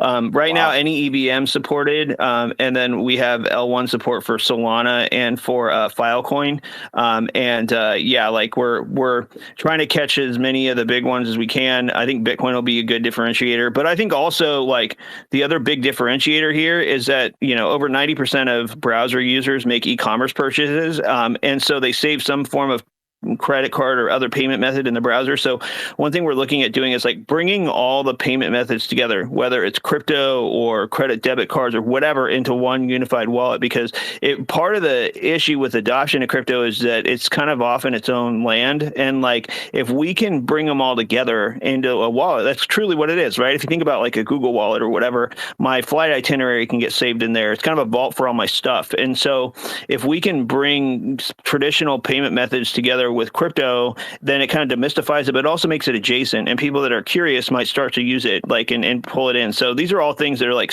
we have a unique position. Browsers sync your data across devices. Like browsers are kind of the metaverse to the internet, right? Like, and so we're looking at it. We're in a bit of a different category because of we have to make a product that your grandma has to use, or your neighbor, or the degen, right? So we move a little bit differently than everybody else, but it makes us look at things more tactically as like, what are the real functional things that we can do with Web3? And we have like a talk platform, it's like Zoom, where like we've added NFT gating, so you can be an admin, you can token gate calls and things like that. And so we're trying to do things like that, or sign in with Ethereum or other things where it's starting to apply the NFT technology and other Web3 technologies in a more practical kind of like web usable way.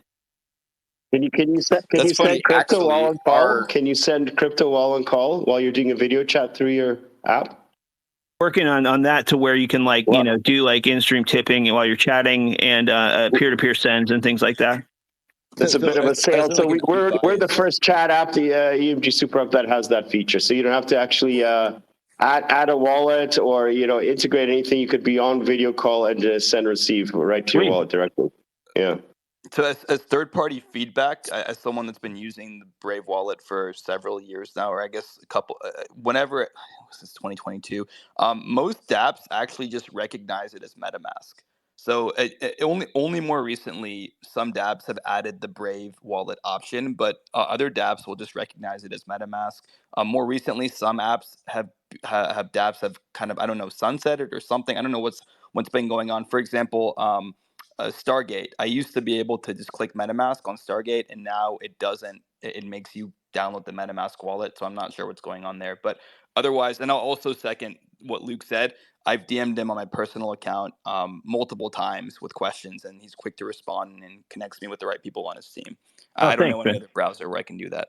Yeah. Well, and I think like the wallet connection one's an interesting kind of discovery we found too. So like we try to get into the wallet adapter libraries, the popular ones, right? Like, but everybody integrates this stuff a little bit differently. So we started a program, like a wallet partner program, where dApps could partner with us, and we'd actually like help them promote that they've added Brave as a wallet option. Before that, it was like you'd have to click on it. So like the ideal path is that it just works if it's your default wallet, like without you having to do anything. But like these other options are like stuff we've had to iterate on with dApps, because it's kind of like the implementations are kind of all over the place. But appreciate the comments. Thank you. Hey guys, I think a lot of people have also joined us for maybe some tips and tricks on airdrops.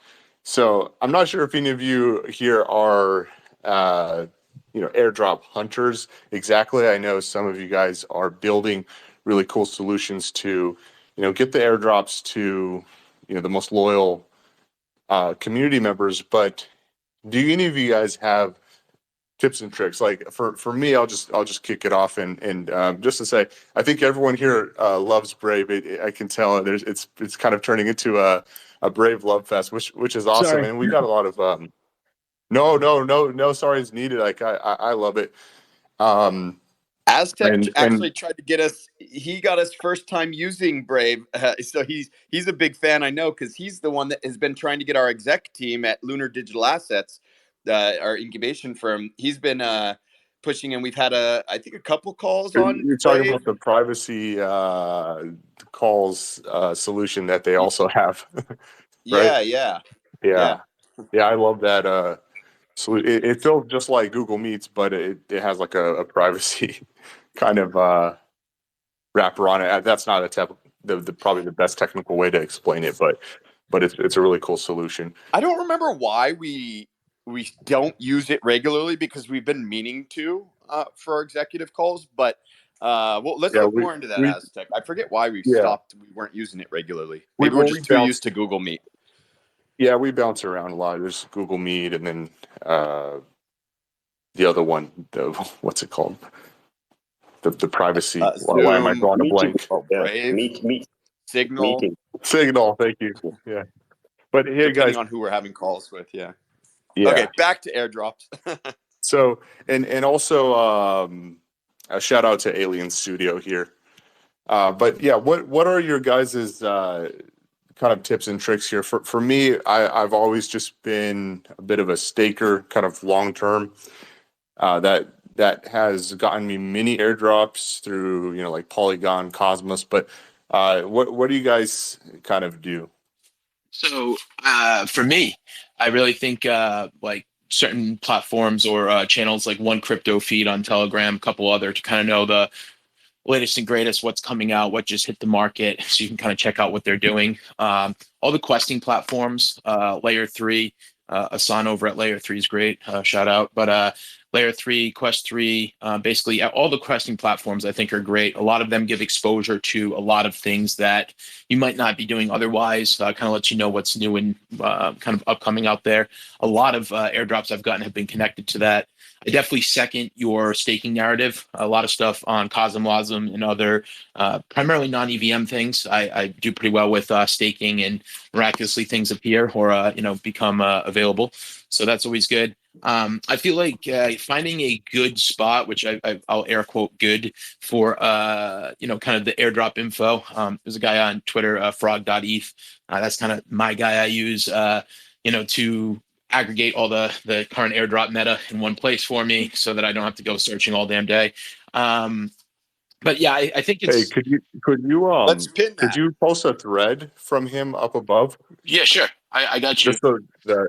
Yeah, I got you. Okay, thank you, brother. Yeah, he has a group and everything else. It's actually, to be fair, a colleague / friend of mine. So he's a great dude. And I feel like, you see a lot of them. I would say one thing or an addendum to that, and I don't want to name who they are, but there's a couple of people in the airdrop space that are really heavy on like ref links and specific, services to spin up nodes, stuff like that. I would just be wary of them in some cases because I've seen kind of behind closed doors what they say about, the content in these threads and what their actual objective is. It may not be to expose you to things as much as it is to make ref money through other programs, not through the airdrops themselves, if that makes sense. So that's one thing to kind of be mindful of. But yeah, I'll definitely post something from Frog and, feel free to check them out. And for full disclosure here, for the past like 2 months, besides building Deimos, working at Block, I have nonstop been grinding airdrops because, like I said, between points, leaderboard programs, and kind of the quest narrative of 2024, got a lot of exposure so far and have done very, very well. Also, too, I would check out Farcaster if you're not on there already. Mint everything you can. Pulled like 4 ETH in 2 weeks off of there, so would definitely recommend that. Is that done though, or like? I've heard. So I'm on Forecaster, but I just barely started, and I hear a bunch of people saying, "Hey, I made all this on ETH." Yeah, so this is what I would say. I was on there really early, so like DGen, FAR, Frame, some of the other tokens that were available for early users. The larger drops or the part one of those drops are over, but DGen has a current one. Frame is redropped. There was a dog drop yesterday. They're mostly all like meme type coins. There's some utilitarian things for sure. The NFTs as well. So I mean, the big ones for me was like the OG Frame NFT, OG Farcaster NFT, and a couple other things that are very very high price tag items. But no, it's not done. To be honest, I think it's really at this point because it's blown up so much. The MAU has gone up, dramatically over the past 2 weeks, primarily. I would say that if I was anyone here that was looking to get involved, Warpcaster, download it, have a tab open, use the app version by Hold on, downloading the browser. what is it? Can you zoom out a bit here? What is Farcaster? Farcaster is. I hear about it often. I have no idea what it is. Okay, so Farcaster is Twitter on steroids, but it's completely built on blockchain. So it's completely decentralized. There's no central front end for it. Multiple third-party products pull it out. So, for instance, Warpcaster, as I stated, or Supercast, those are a couple of the front ends for it. Permissionless, open source. They've got these new things called frames, where it's picture you're on Twitter. You want to mint an NFT, you just click the mint button right there. This is connected through a abstraction wallet using a con abstraction. So I mean, there's multiple layers to this. It's really a lot to explain in one sentence, but in one setting, I would say check it out. It's really simple to set up. If you use a phone number to authenticate, it's completely free. Otherwise, it's $5 a year. Base is really big behind this right now. Jesse Pollock and the guys at Base have really been pushing a lot behind the Farcaster narrative and the Superchain narrative, which I mean, for what it's worth, I see a lot of viability there. It's a really cool platform, a lot of alpha there. The initial people on it, 4,000 or 5,000, were all extremely high quality individuals from OGs in the space, and it's kept a lot of that feel. I'm sure as it scales up, it might get a little bit different, but for right now, I would say that's my number one source for kind of airdrop stuff, as well as just the potential to just go to the frames tab, and I just literally scroll down and hit mint on every single thing, and it costs me nothing because they're all free mints. So directly to my wallet in seconds. So there has been a lot of issues recently with it kind of being relatively slower because of the massive influx of users. They've been doing server upgrades and just software, hardware upgrades nearly daily, but definitely something to be checking out. If anyone wants an invite, just feel free to DM me. What chain is it on?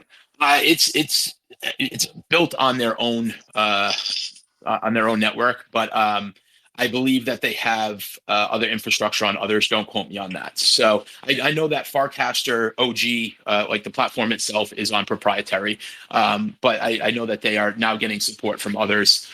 There's a crap ton of tools out there. Like I said, if you want any info, or I can give you the full picture of kind of all the resources. There's over 120 now that plug in, as well as an invite. Feel free to DM me. I'm happy to give you one.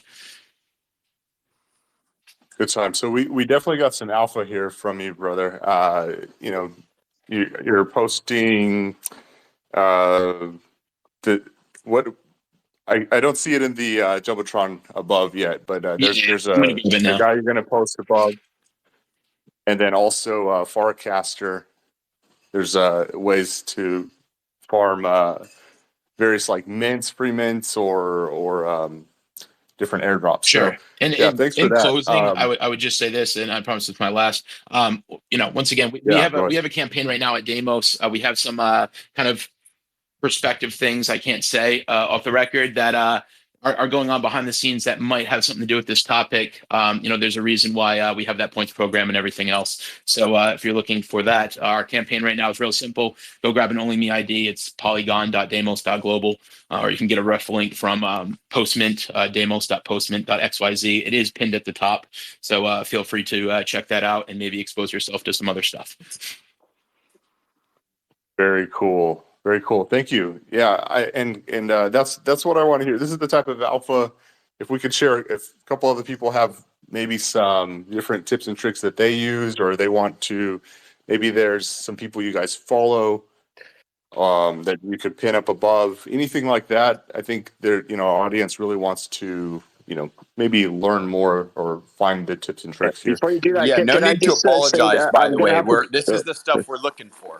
I just wanted to say I need to check out because I'm in Europe actually with my Canadian accent. I'm in France, so I'm. It's past dinner time, almost Miller time, and I haven't eaten. So lovely to meet everybody. Big shout out to Darren at QuickSwap for being really fantastic reference for me and helping the journey through the Web3. Please download our app. It's not anything malicious or bad. It's just a really cool app. It's an EMG Super App on Google and Apple. And hope to be here some other time. Love you guys. Thanks. Great to have you join us, Cheers. Mark. Thanks. Yeah, did Yeah, Mark those put his threads are great. Anybody who has like good airdrop, KOLs or, hunters, whatever, people that actually people that, if you're in the audience, actually post them in the comments and we'll get those on the Jumbotron. Maybe someone, maybe Darren or someone could kind of screen them so we're not getting like people shilling BS. But yeah, if anybody has some airdrop like guides or whatever where they've actually made money from, yeah, let us know. So I guess I'm on the opposite end here. I am kind of newer to kind of doing this airdrop and releasing a token. We've got at Corgi Studio, we've got our marketplace reward token and currency that we're going to be launching here March 1st. And I'm just kind of curious from the panel, just kind of any tips, recommendations from you guys, being that it's an NFT marketplace, being that it's also going to be a reward token. What do you guys kind of recommend as far as the airdrops, as far as like the different demographics or projects, or just kind of going about with kind of spreading or dusting around with this airdrop? Um,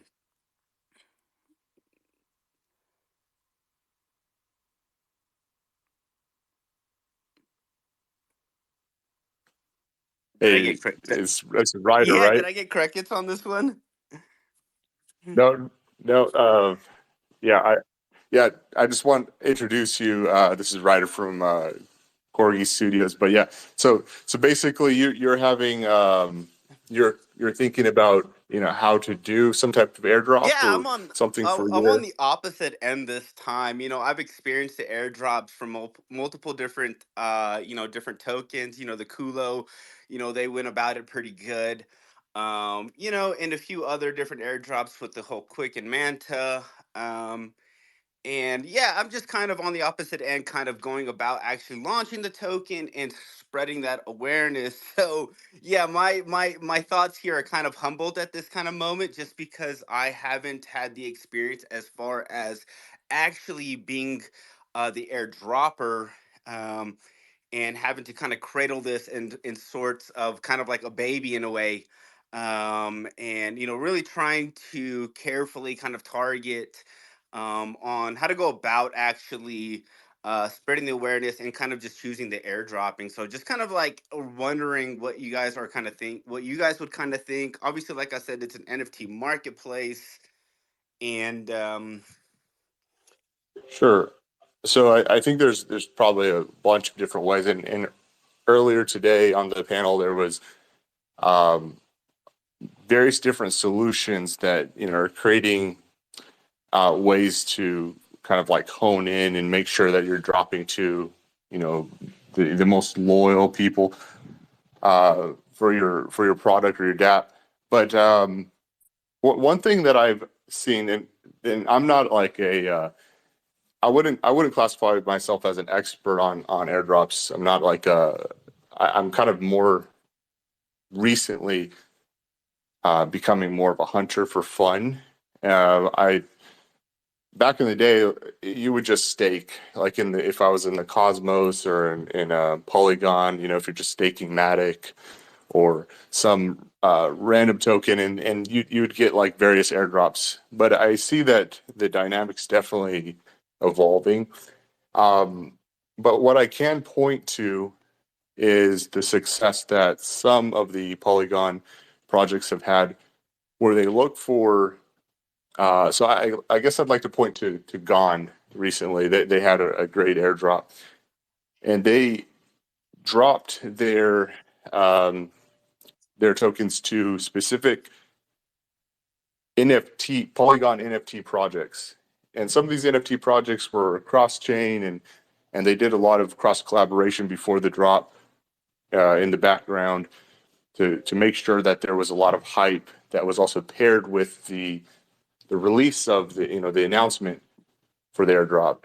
And that got a lot of success. I know also QuickSwap has kicked off airdrop season on Polygon as well, and the latest criteria for the Manta drop was staking as well, and also participating in governance, which also kind of seems to be something that's popular across the entire industry. But I like these methods. I think there's also, if you guys, anyone in the audience, or if you, Ryder, want to listen to the very beginning of this show, because like there was a lot of different teams that had other solutions that could help kind of like pinpoint the airdrop. So there's some ideas there as well. Sugar Kingdom, go ahead. Hey everyone, this is Tom from Sugar Kingdom. Well, first of all, thanks for having me here. It's a pleasure to be around such respected people in the space.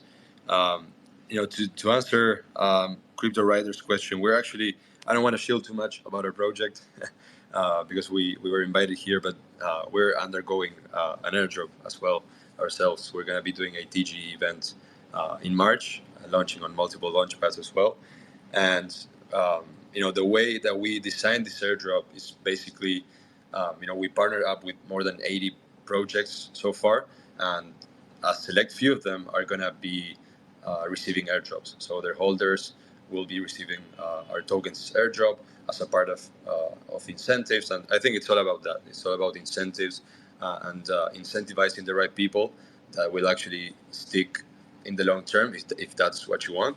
And the second way we found that we could incentivize the right people was by letting people play our game. So we're going to be launching a beta test of our game, where this is a bit of an alpha, but people are going to be able to farm for the airdrop and just play around in the alpha. So that's I guess my take on the airdrop alpha.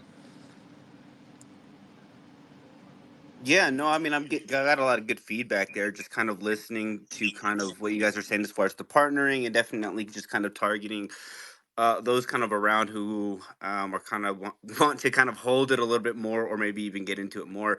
I guess just my take on it was kind of looking at it from like, do I want to go heavier on necessarily like the NFT side and on like the currency side, or more on the focusing on like kind of like the degen side of it, and catering more towards those who are more concerned about the token and not necessarily about utilizing the actual token as a currency on the platform in itself.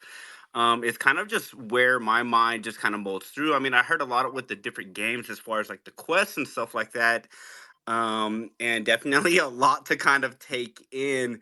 Especially just kind of looking at the different resources and tools around it. So yeah, much appreciated.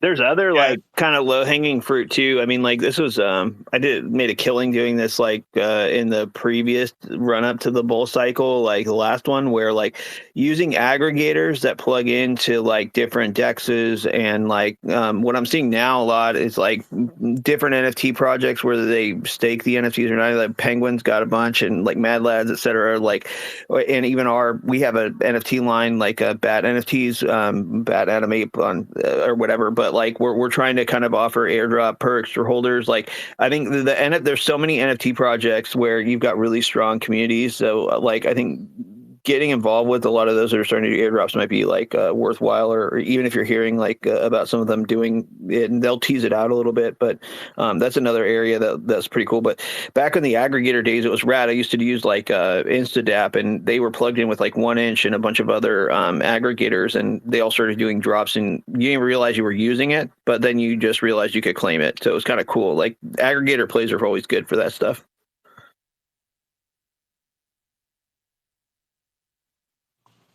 Nice. Not sure if anyone else wants to pitch in, throw various different tips and tricks for farming airdrops. I do have one for QuickSwap. Let's just say that a project kind of wanted to, or a token wanted to, utilize or do an airdrop with the D Quick holders, because that's what I'm understanding of who you guys want to kind of reward is those who are staking and doing the governance votes and stuff like that. How would a project go about doing an airdrop like that?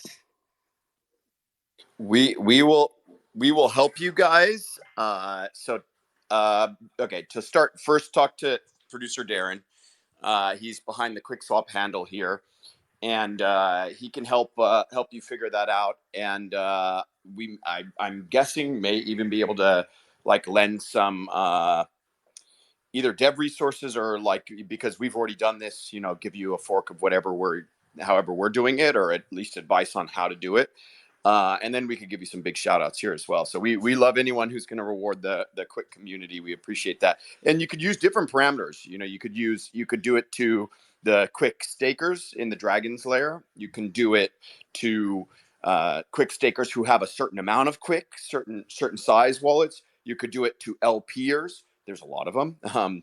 In just our USDC ETH pair, we have over 250,000, over 250,000 LPers. So I guess if you were to give it to all of them, that if you gave $100,000, it would be like 20 cents each or something. So that might not be ideal. But what you can do is narrow down. Maybe people who are providing liquidity to USDC ETH with a balance of over X, or people who have done at least 3 trades per month on QuickSwap, or people who visit QuickSwap regularly, whatever, do certain actions. But yeah, we can help with that, and we highly encourage. Yeah, I mean, the QuickSwap community is the most OG community on Polygon. It was the first DApp to 1 million in TBL. It was the first DApp to it was the second DApp to 1 billion in TBL.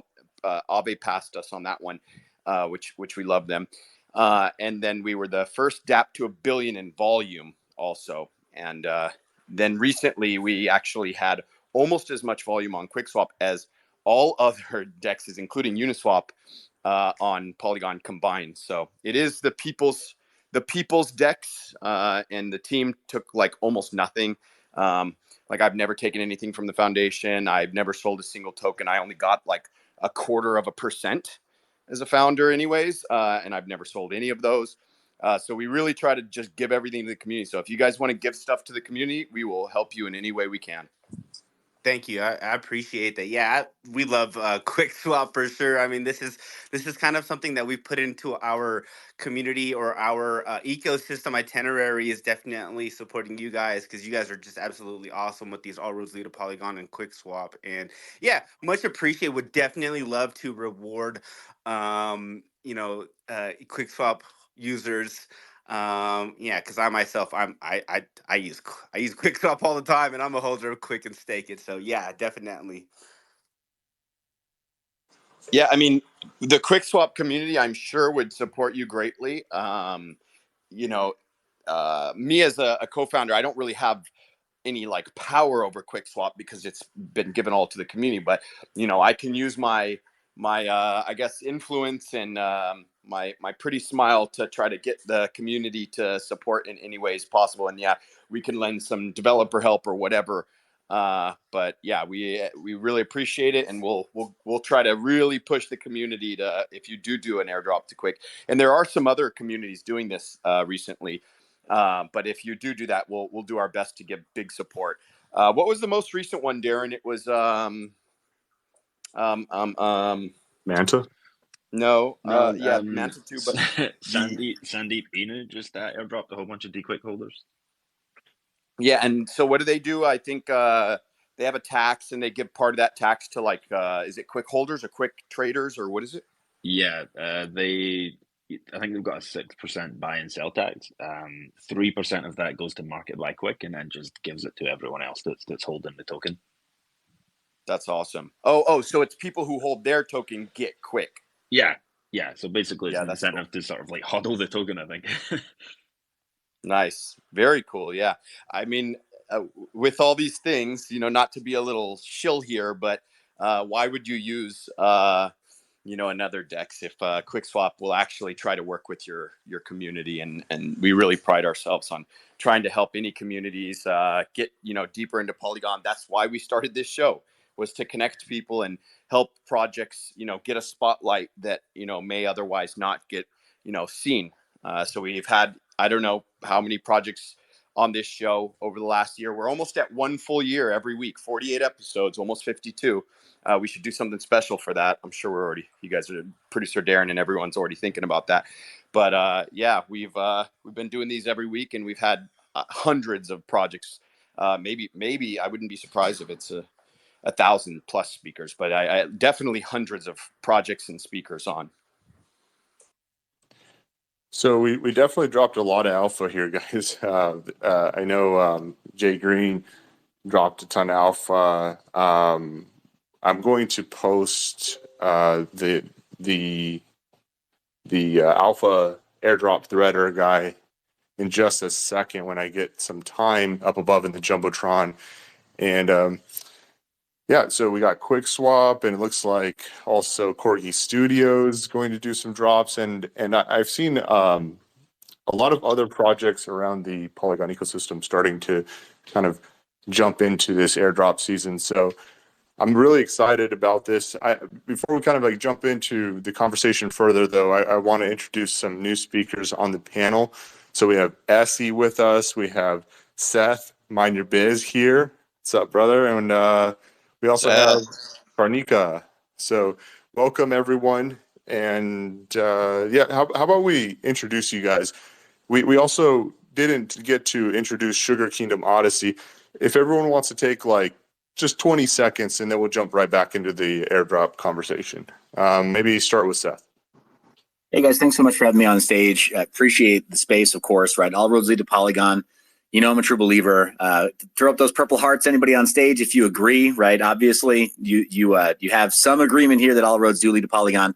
I go by the handle Mind Your Biz. I run the channel and website mindyour.biz, but I also run a small advisory boutique called Blocks Media Group. And so I'm always, can we say tickled pink, tickled purple? It sounds weird. It's a little edgy, whatever. Okay, so I'm always tickled purple when the team invites me back onto the All Roads Lead to Polygon space, because just a lot of love for the advisory work and great marketing work that they do across all those clients. So huge inspiration and a great source of collaboration. And yeah, and just awesome encouragement, right? I think that it's true that for the QuickSwap and Polygon and sort of Lunar Digital Assets team, right, that there's an ethos of uplifting and empowering and helping to grow, right? Being very supportive. So it's a pleasure to be able to join in and give back to the community and just and meet new people and try to find those early projects that just need that help and that encouragement to grow. So thanks for having me. Great to have you, Seth, as always. Hey, guys, just want to let everyone know, I know we got a lot of requests, and we're trying to get everyone up before the show ends in 45 minutes. If we don't get to people, I know sometimes we get messages like, yeah, so-and-so is like, upset they want to get on, and, they've been waiting. And, we're sorry. We really try our best to get everyone up, but there are, we get a lot of requests for the show. So we're doing our best, guys. Don't be upset with us if it takes a little bit of time to get you up. It's hard. We don't want to just like rug people, and we want to try to give everyone a fair amount of time on the show. Hey guys, happy to jump in right now.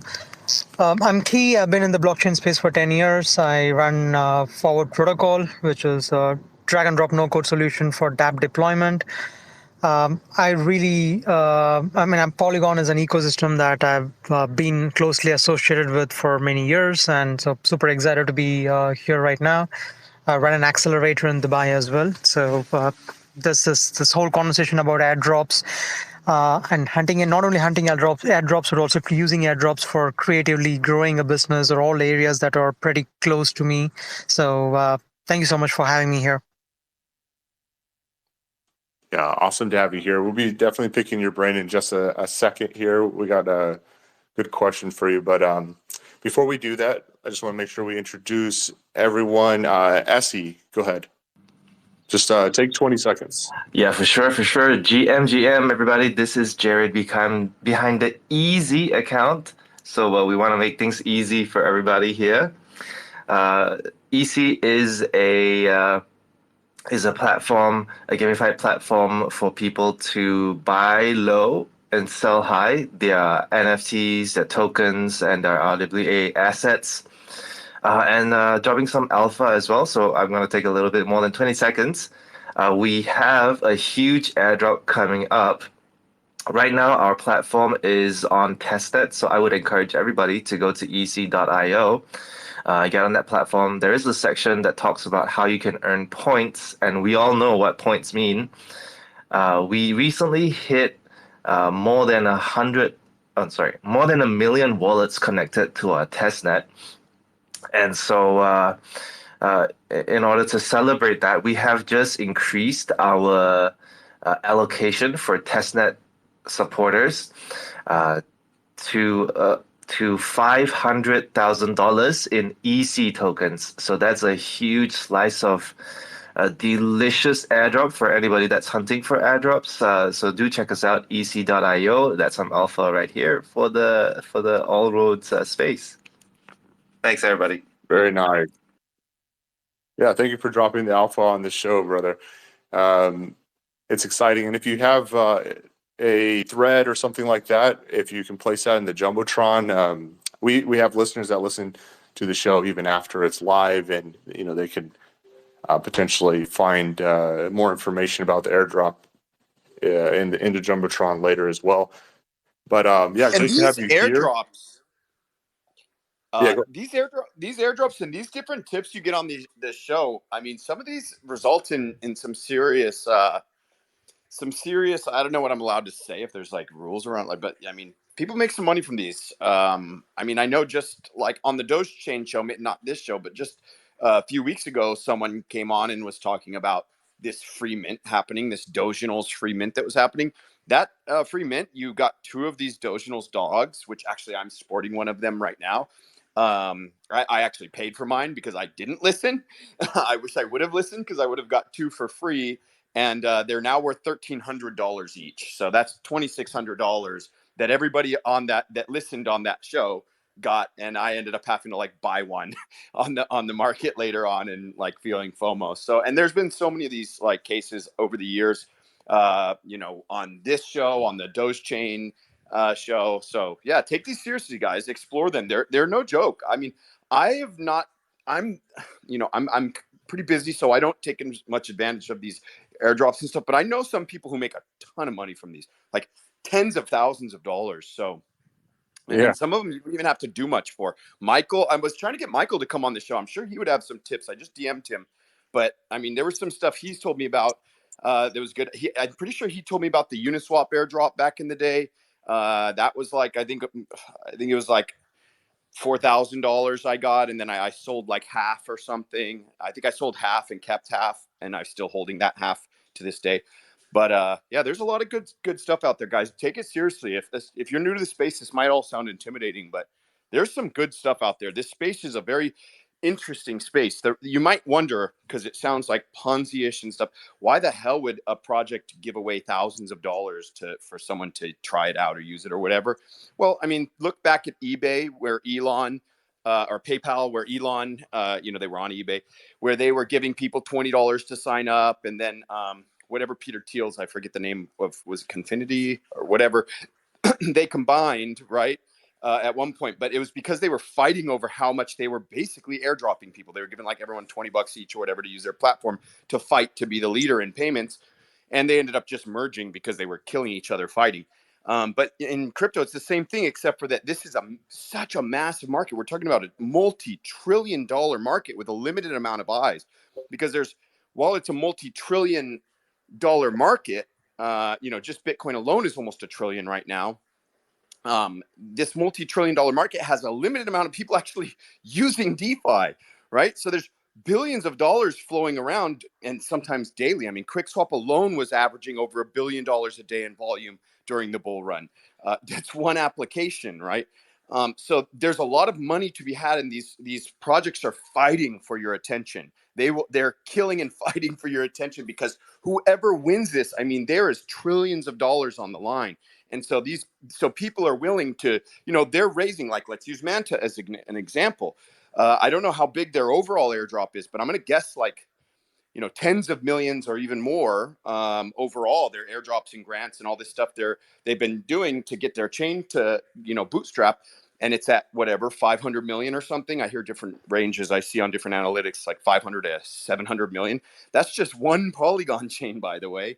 But, they raised at, I think, what did they raise at, a 200 million or 400 million valuation or something in like July of last year. Now they have these tens of millions, hundreds of millions of dollars, whatever, including their token. And they're now going to use that to bootstrap their network. So, and you have lots of those. Astar, by the way, Astar was on earlier. Is Astar, I was working a bit in the background when they were on, and then I saw they left. I wanted to ask you a question. We here. Rams. Oh, great. Hey, Rams, are you guys, what's the story with Astar? I know QuickSwap is in. I'm sure a lot of the QuickSwap community and people may know more, but what are you guys doing, are you guys doing airdrops? What's the story with Astar going live soon? Yeah. So little context for new listeners too. So we're trying to be the first ag layer for Polygon, and start to kick off the show here with this new tech. So really excited for that, and share this liquidity amongst everyone. So Astar is coming out with a campaign. You might have seen QuickSwap, share the first edition capsule tweets. That's sort of it was mentioned earlier, like the Genesis mints, right? The first mints of a new chain or a new campaign. Those are kind of key. So we're trying to incentivize these users and community members to join in on the fun. We created a gamified layer on top of our campaign. So we all remember on-chain summer, the whole process of checking out the projects there, minting NFTs, and so on. Well, we took over this. We did this whole research over the last few months on what's the best way to do it, but not just repeating and rinse and repeat what is already existing, but also tapping into our roots. We have our founder Sota Watanabe, Japanese, a lot of Japanese connections. Big part of our team is also Japanese, and we've had success as a layer one, connecting with Toyota, Sony, doing hackathons, incubations, and whatnot, and also creating. You guys are huge in Japan. From all I've heard, you guys are big really in Japan, big in as Japan, they say, right? And now it's in Korea and Southeast Asia, just constantly growing as well. And it's interesting too. I wanted to touch upon a few little things before I actually give you the alpha. Artie, Luke, Sarah, a lot of conversations in the past 2 hours, sort of talking about Web3, sort of talking about the image, the branding, how Starbucks didn't use it, and so on, digital assets. And we could talk about that forever too, like how Nike and Adidas, go about it. But there's also some point that I wanted to bring up earlier it's all about context and culture, right? There's a lot of, we could assume that's like the grand, that's what everyone thinks, like, oh, Web3 has a bad vibe. But in countries like Japan, the government is literally using the word Web3. They have divisions, departments working on Web3.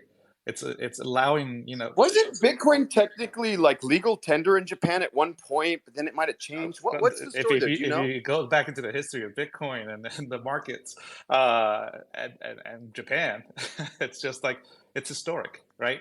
And then after the fallout, the initial scams many moons ago, they really laid down the law. They created a lot of regulation, taxation to really control that, right? And now they're opening it up again because they see a huge potential in this new tech.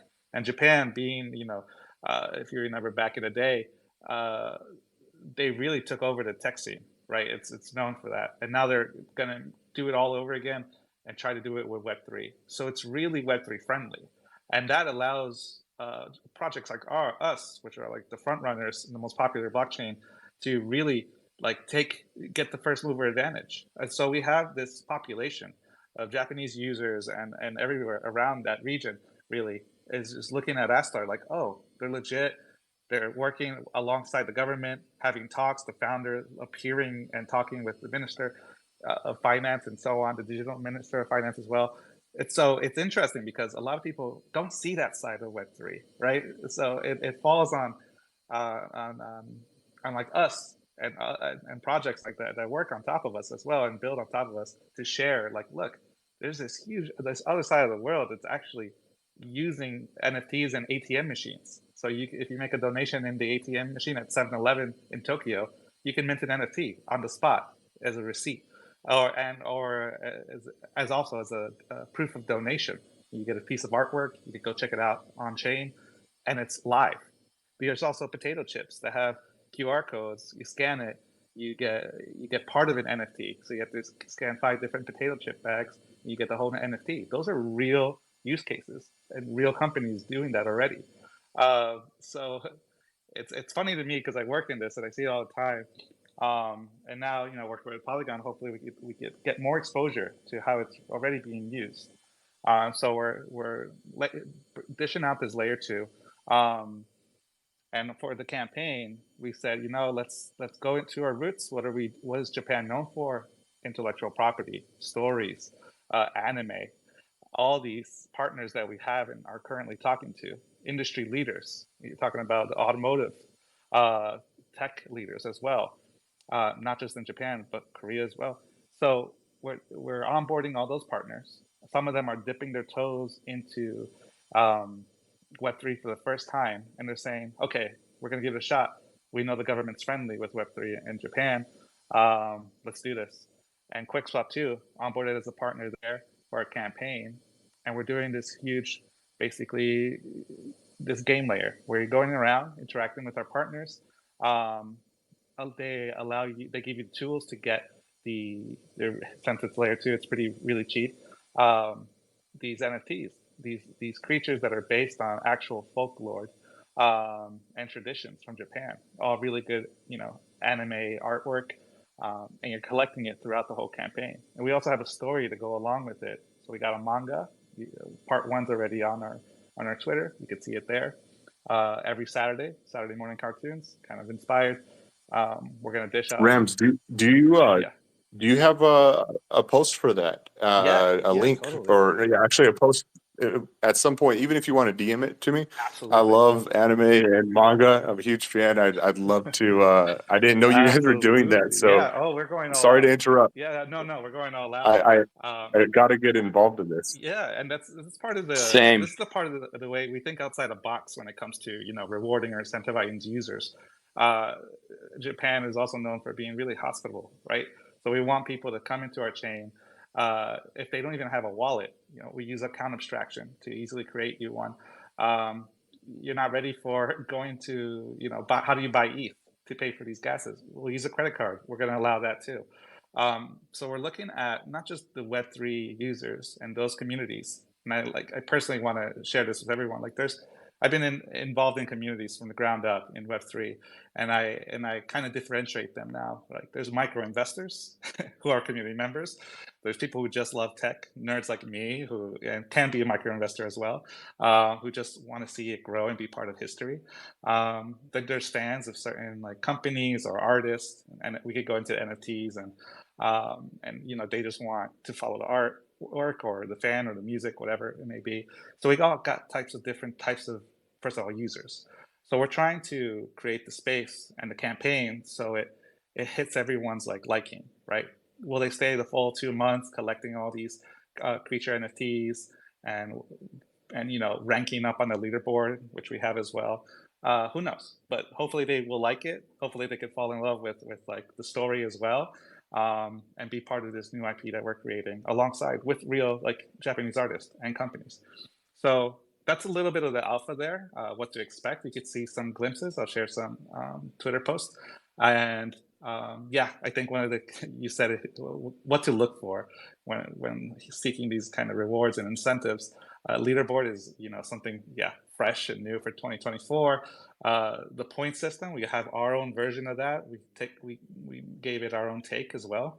And also just because it's a new chain, there's legitimacy because we've already proven with our layer 1 can succeed. And now with Polygon and partners like QuickSwap, we're gonna succeed and open up, the gateway to Japan and Web3 in Japan through Astar. So there's sorry for the span. I do have to get going, but yeah, just a big invitation to everybody to check us out at Astar. Our campaign, QuickSwap's, is there too. Check out some of the tweets, and join in the fun. It's starting soon. Yes, Polygon. Dragons are going to Japan, Hey, boys. really quick. Nice. Would love if you could DM me too. We have a big Japan community and an office in Japan, and would love to sync on that. But I got to run, guys. I really want to thank you all for having me on, and really enjoyed the conversation, and would love to come back sometime. So thanks everybody, and yeah, if you want to give me a follow. But my DMs are always open if anybody wants to reach out. Thanks again, y'all. This was really great. Yeah, really great to have you both here. I know you guys are both leaving. We still got 30 minutes on the show. We got a lot of alpha to cover. Luke, appreciate you being here and sharing some of the Brave alpha. Also, Rams, love. I didn't know that this campaign you guys were doing with Astar is so huge. I do know of many of the partners that you guys have. But very excited to hear that, there's this campaign with anime or like manga, anime, and all the partners and different collections that early adopters will be able to kind of like participate in. So super exciting stuff. I know you're on your way out, but thanks for being here as well. Thank you so much, everyone. Yeah, and can't wait to share more. So stay tuned. I was going to pick your brain more, but thanks, Rams. So that was Luke from Brave just took off and Rams from Astar taking off. Great to have you. As more information comes out, I know QuickSwap's already, working with you guys, the QuickSwap community, and excited. Hopefully we can become the number one DEX on Astar. I know every Polygon chain that we've gone to, we're number one on. So we're number one on Polygon POS. We're number one on Polygon ZKVM. We're number one on Doge Chain. We're number one on Manta. And hopefully we'll be number one on Astar. We're going to fight for it. It is the year of the dragon. So very excited. It's all in your favor right now. Yeah. The year of the dragon. And I am actually year of the dragon. Me too. So nice. All right. See you, everyone. Nice. Thanks so much. Have a good one, bro. Cheers. Farnuka, Hey, guys. I see your hand up. Yes, I need to run in a bit as well, so I thought I'll just share some insights here. So at Forward, we are, as you know, we're focused on businesses that are coming from Web 2 that are building in Web 3, which has also attracted eyes of a lot of different layer ones and many other oracles and other entities in the space. So there is a lot of joint activities that's going on right now at Forward Protocol. And you can check that out in forwardfactory.net as well at the application, where you could deploy your dApps in various chains. There are some incentives that you can see with your eyes right now, and some which are not published at this point in time, but that'll be directly airdropped to users as well. End of the day, we are bridging the Web 2 audience to Web 3 through a very simple no-code interfaces. And this attracts a lot of attention, a lot of interest and use cases. So we are super excited to just drop that here for you guys as well. Thank you so much for having me here, and this conversation has been super exciting to be part of. Yeah, thanks for dropping the alpha, and it's great to have you here. I know you're on your way out as well, but I hope you have a great weekend here. And let's so Frog.eth just joined us, and this is the Alpha Threader airdrop Alpha Hunter that I believe Jay Greenwood was speaking about. I actually posted a thread from I think the producer Darren sent it to me. But if you could take 30 seconds to introduce yourself, or if you want to drop some alpha about the evolution of airdrops, or some tips and tricks, whatever you got, brother. Welcome. Hey, so I'm Frog. I've been hunting airdrops ever since I got my first airdrop from Uniswap. I've been doing this for a while. Not very good at Twitter, but I'm very active on Telegram and Discord. So recently, the airdrop meta has been quests and points. So that's what I've been focusing all my efforts on, is just pushing out all the quests from the newer projects and focusing volume on projects that have points and stuff. The last 2 airdrops I've gotten so far have yielded me 6 figures, but that's just from one wallet. That's without Sybil.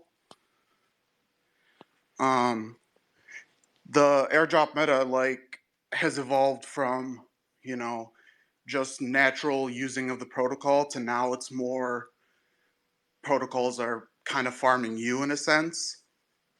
So you kind of just have to adapt around that and kind of. Can you explain that more? What does that mean, farming you? So protocols now, they understand the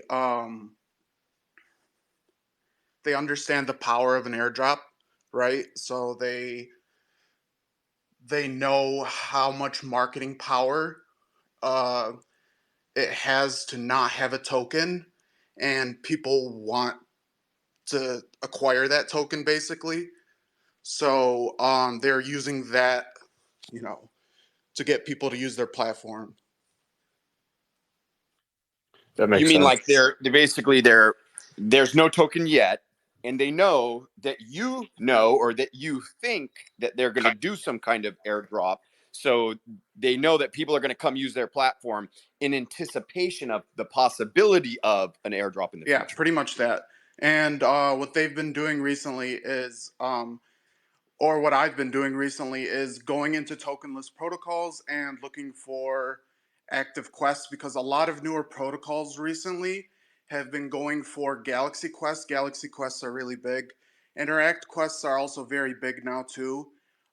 We've seen a lot of newer protocols using those. They didn't used to be as important before, but now it's becoming the new meta to do quests and farming points and that kind of business.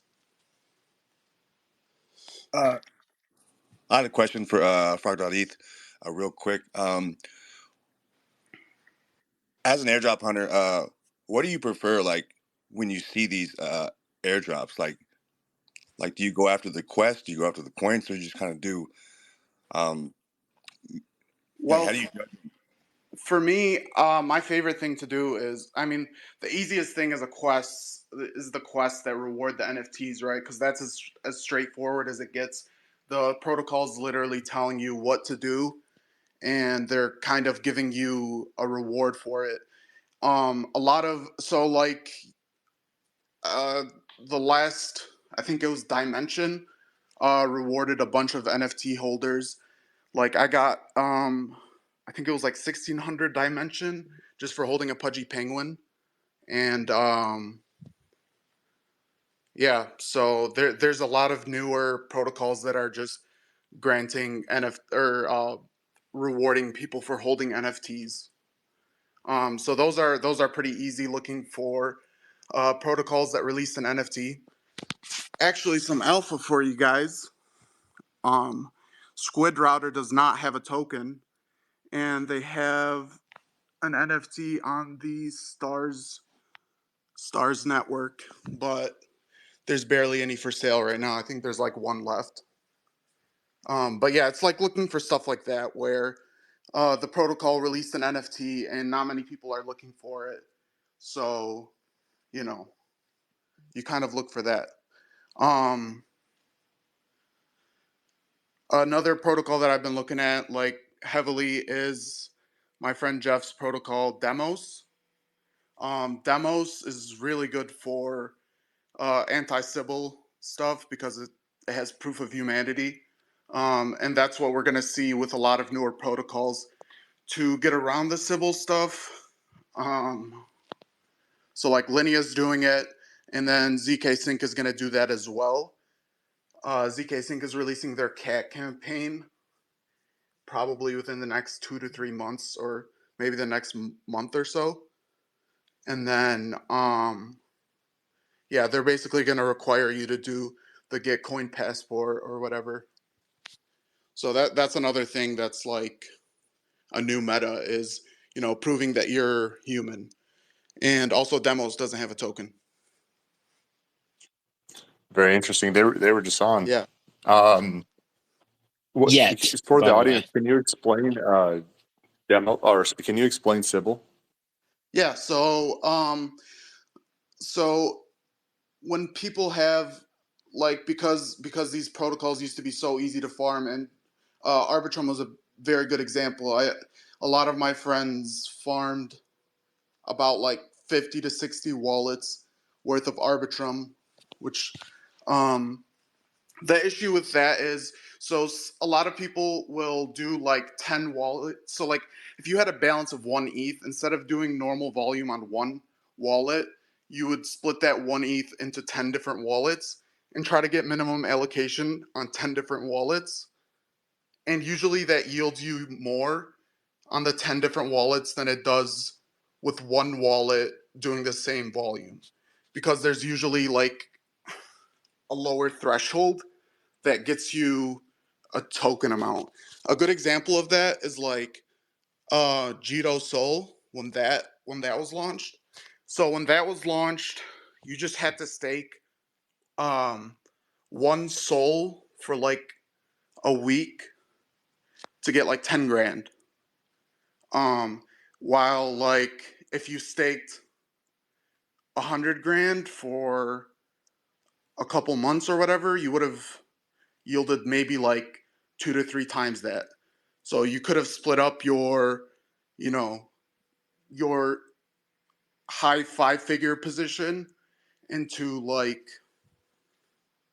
I don't know, like 10, 20, 30, even 40 4-figure positions, or 3-figure positions, and you would have yielded a lot more. But yeah, that's what sibling is. It's where you use many wallets and instead of just one. And the main thing of counteracting that now is proof of humanity. Very So it cool. Yeah, works. thank you for explaining that. So Yeah, yeah, it works you're side gonna by side. That's continue. kind of what I was referring to earlier. Exactly that type of action on Optimism. That's what lost nearly 100 mil. On Arbitrum, as the man himself said, look at how many times he was able to Sybil with stuff like Deimos and our only me ID. You're securing on the project side that is not going to happen. As of right now, we've had 100% user uniqueness. People try to game it all the time. To the best of our knowledge, we have not had any individuals out there that have been able to do so. We have open bounties, et cetera, to figure that out if you're able to. So by all means, I would just point out that we don't have a token of Red Deimos yet. And I'll leave it at that. Thank you. More alpha, guys. Good time. Last thing before I hop off.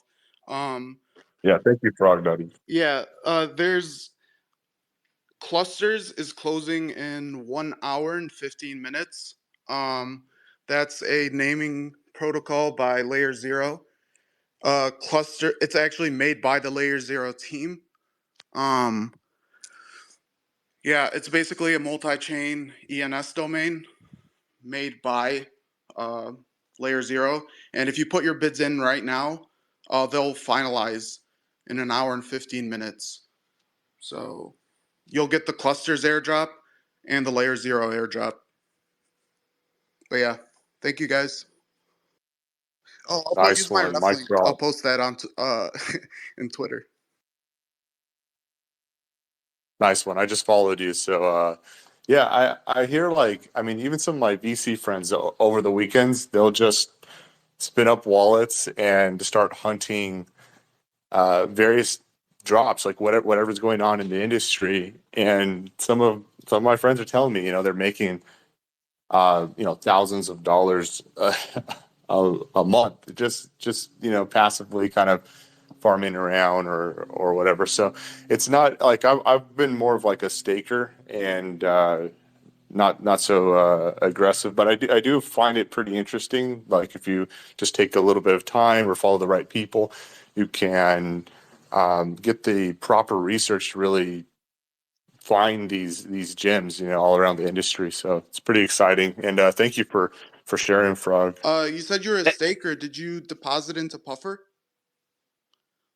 No, Puffer's a really good no, one. like It's backed by Jump and Binance, and you get Eigenlayer points or Eigenlayer. But yeah, no problem. I'll have to look into that. I'll have to look into Puffer. I haven't actually heard of that one, to be honest. I'm usually just staking like directly to the network with tokens that I hold for like like long term. But I'm guessing like Puffer is like what is that? It's just like a DApp or It's an LRT, liquid restake token. oh okay. Yeah. It's not only an LRT, it's also a layer 2 as well. So you're kind of farming a layer 2, a future layer 2 token, as well as Eigenlayer. And the points aren't as diluted as all the other LRTs because it just recently came out. So yeah. Nice. I think it's really important to like underline like how little time that is required to get good exposure to this. Like up until the past couple of months, I probably spent like an hour over the course of a week and did relatively good. Definitely it rivals pretty much anything else out there that you could be spending an hour of your time on. Pretty much every month or two, even during the bear market, was getting something, or at least exposure to new things with $20 worth of tokens on the low side, right? More recently, like I said, just so far in 2024, have done extremely well. I would say averaging probably like 400 or 500 an hour on outflows. I don't think that that's going to be, kind of consistent throughout. But I think people think that you really have to like, change your lifestyle or quit your 9 to 5 or do whatever. I do know people, Frog knows people that do this 24/7, 365, and they clean house. It's also, with the innovation of things like Deimos, Namas, other type of on-chain attestation like Click, that's pretty much going to get phased out with, Sybils. I know people that were literally getting like workers on Fiverr to do this for them 24/7, on multiple accounts. So that's getting phased out now. The individuality of other people that aren't involved getting involved and, looking for these drops is bigger than ever. It's more important than ever. Get your piece of the pie before others do. And some of these are such low friction. I mean, Frog's posted some recently. A couple other sources I go to have posted some recently. I literally minted an NFT on Galaxy and copped like $240 the other day. So I mean, it's so simple. You can spend any amount of time really and scale into it. And I think the best part for me, I'm in BD and infrastructure at a couple different places, and I feel like, some days you kind of feel like, oh, well, I know like everything that's going on right now, right? No, I would say like for myself, I've been here for a decade. I know less than 1% of all ongoing projects at any given time. Historically, with the kind of the airdrop search, that's probably exposed me to like 5% at most. But still, it's just like every day there's something new out there. And even if there's not a drop, you're getting exposure to something that goes into my yield strategies, that goes into just kind of my generalized strategies. So it's kind of a win-win no matter what. So just want to put that out there because I feel like a lot of people think there's a high barrier to entry. There definitely is not. It is much easier than. Nice. Yeah, I think it's very reassuring and refreshing to hear because I have to tell you, like before this space, I believe that it was something that you'd have to change your lifestyle to kind of get into and really actually kind of clean house like some of my friends are doing. So, but I guess if you're following the right person that has the alpha or kind of has the magic sauce, then you can more easily find these airdrops. And I also hear, there's actually alpha groups, Telegram chats. I got friends that invite me to all these things, but because I work so much, I don't I haven't really like participated, but I know that there's definitely a lot of people in the space that have the alpha. So I think that's if I took one thing from this space, it's follow. So like I followed Demos, I followed Frog, Jay Green followed you. Follow the right people, follow the right accounts. Maybe like I look at like I guess I'm looking at Demos as an example because it's connecting people and helping the projects get the airdrops to the most loyal people. You might get some alpha there, and also from these various threaders or groups. So that would be the alpha, I think, for everyone here. Go ahead and find those people, follow them, and I think it's funny because I think of myself as an alpha spreader, but after this space, I realize there's some people that really have it down much further than I do. So good times. If you're more of a like passive farmer, I have a announcement channel where I just dump my daily tasks, like all the quests I do and stuff, and yeah, you can just scroll through it whenever, and do whatever you see fit.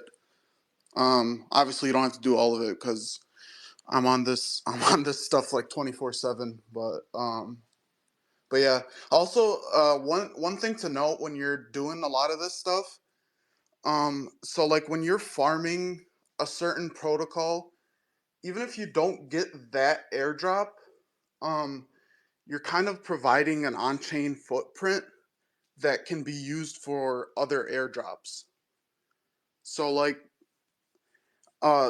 layer 2 activity was rewarded a lot over the past year, and that's with layer 2s that already have a token. So even if you don't get the specific one you're going for, you can still, like, your time and money isn't going to waste. Crypto rewards people that just stick around. Hey guys, we're coming to the end of the space here in 7 minutes. I'd like to give some shout outs to the audience and read some comments. Cool. Aztec, are we good on everything else? Can I get to some community stuff? Yeah, sounds good. We can finish up like that. I think Frog and Jay Green dropped a lot of alpha here. Crypto Writer, I feel like we because I know you had a really good question earlier, and you're talking about your Corgi Studios potentially doing something in the future, and SE dropped some alpha as well. But your question was great because it was, I think, answered in so many different ways by Jay Green and Frog here. So yeah, thanks for that question. But yeah, Rock, I think we're ready. All right, let's do it, man. We got 164 comments. I'm going to get through as many as I can here. Let's see if we have any questions or anything. Dimitri gave a purple heart. Michael Ionita says, let's be honest, airdrops are upgraded airline miles in such programs. Just now, they're on chain and thus can be interoperable between projects where miles are only useful with one business or company. What am I getting at? Airdrops have new features, and if you don't use them, it's no better than airline miles. Utilize interoperability, tokenomics, and community when planning your airdrops. Otherwise, you're missing the benefits. 172 views on that one. Nice. Let's see. We've got no token for Demos Global yet. We've got that's by Jiggereenwood .eth, who we had as a speaker today. I don't know if I'm pronouncing that right. Colette Freeberg says, I love balls, saying Pepe. Miziko says, earn some points, and gave a link to how you can earn some THX stuff, points, like he was talking about earlier. Okay, we've got Husky T says, airdrop season is here, awaken the beast. We've got Beer and Weed says, sheesh. Kulo Shark says, let's go Kulo, and put a picture of a butt. Jared says, win rock token, key. No rock token, my friend. But thanks for the support, Jared. Appreciate you, man. Crypto Goku says, love my Saiyans. And by the way, I love your PFP, man. It's Goku in a suit looking like I don't know, like a Japanese triad or something. Or wait, were triads Japanese? No, that's Chinese, right? My bad. Yakuza. Masterlock says, ha ha ha, I love balls, saying Pepe. Someone says, ha ha ha. Mr. Dude says, ha ha ha, I'm Ron Burgundy, and I love balls. Crypto Diver loves balls also. Okay, go ahead. They're trying to get you to say certain things probably, Yeah. because they know you're just gonna read down the list. Yeah. Hey, real quick, Jared just reminded me, to let everyone know happy Lunar New Year. So just want to throw that in for everyone. Happy Lunar New Year. And shout out to all the Year of the Dragons out there. Oh, by the way, guys, I forgot to mention earlier, we briefly broke 48K. Now we came back below it, but we briefly broke 48K. Congratulations, everyone who's holding Bitcoin. And ETH was over 2,500. I don't know what it's at right now. But continuing with the comments, DeFi Addict Cohen says, he's a DC ambassador, says testnet competition for A51 Phi soon. Get A51 as a reward. Okay. Poisonous Pinup says, posted a link to a tweet and talking about great rewards and great growing community. I like Poisonous Pinups. We've had them on before. Beer and Weed says win double shish kebab airdrop. Maze Runner says Dragon University school days. Hey, I like this. Cool. I'm gonna give you a retweet, man. It's some dragons at school at like what looks like some kind of Hogwarts school. Mrs. Mental loves balls. I'm not gonna say I love balls. You almost got me there, buddy. But Mr.'s Mental loves balls. We've got I'm skipping some people who comment a bunch of times, but Metal Crazy 22 says, I've been at work the whole time, but this is great alpha, great information being dropped in the spaces today. It's truly an eye-opener how much is being thrown around to get people to use their product. But also user retention is vital for the long term. I'm one to try apps. Shaka sign emoji. Abaduzolarak Moraf says, please, how can we get W Doge's gas fees to transfer DC out of MetaMask? You're asking about on Doge Chain, I'm assuming. So Doge Chain has a native bridge from Proof of Work Doge. So you would what? There's 51 people commented on this. Jesus, I'll check in a second. But you just bridge Doge from Proof of Work Doge using the native bridge on dogechain.dog. And that's your wrap Doge is your gas and your main currency on Doge Chain, which is moving to Polygon zkVM very soon. Just like Astar and Manta, etc. And OKX coming soon as well. We actually have the Doge Chain space in 1 minute. So just because we haven't really let anyone know about that today. Yeah, in 1 minute, or just after we read some of these comments, we're going to go over there. And it's a pretty hot topic today, actually. It's basically the same argument that's been happening on Bitcoin ordinals. So if people don't know, and ordinals are kind of like they're NFTs basically, and meme coins and tokens, and you can make stable coins on top of Bitcoin now. And a lot of people are complaining because it's making Bitcoin fees very high. It's making it even harder to use Lightning Network to open channels. It's making it harder to send transaction on Bitcoin. So a lot of Bitcoiners hate them. They want to do some kind of hard fork to get rid of them. And many Bitcoiners are like, hey, if they're paying the transaction fee, it's fair game. We can't censor. So that conversation is now Doginals is happening. So because Bitcoin ordinals fees went up, a lot of people moved to Doge. And are doing ordinals on Doge, and that's a big community right now. And we're going to have a bunch of them on the next spaces. But the argument now, one of the Doge Foundation members, Timothy Stebbing, he posted a couple of days ago or yesterday, that Doge is sick. And so basically there's some exchanges and there's some wallet providers who are having trouble running their Doge infrastructure because of these Doginals, because there's millions of transactions happening. And my assessment is that it's not actually the chain that's the problem. It's these infrastructure pieces are just not used to this much traffic. So I think it's great for Doge. I think ordinals are great for Bitcoin.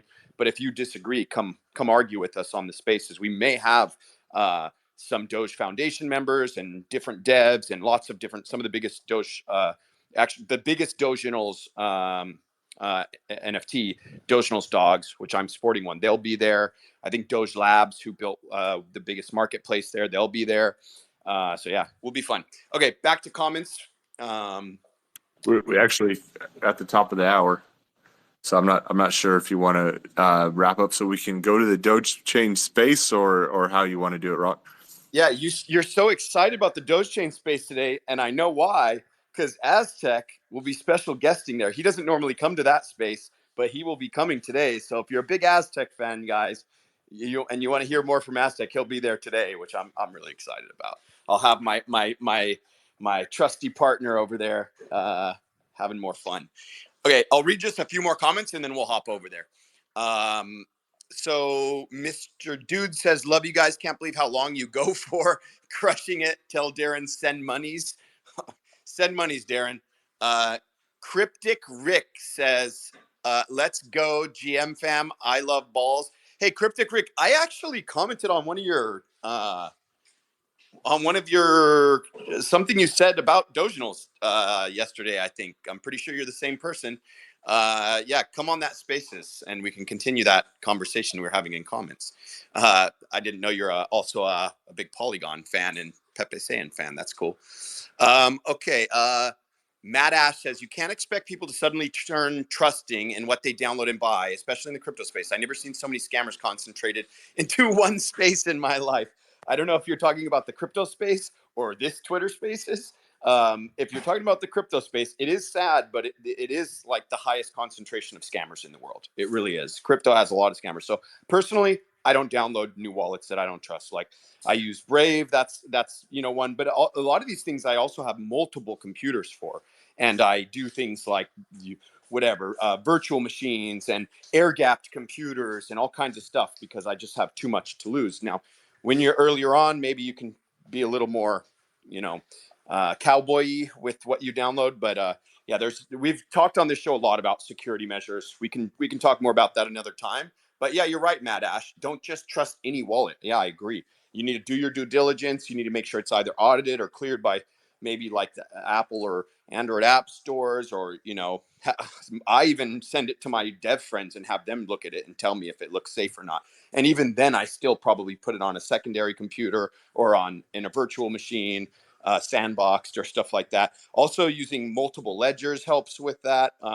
Using multiple wallets on one ledger, I use for things that I don't totally trust. Apps I connect with further down wallets. And then I have main wallets that I never connect to anything. I only will send and receive from that wallet. Those are like vault wallets, and you can do things like peppering with an extra seed phrase word and all kinds of stuff.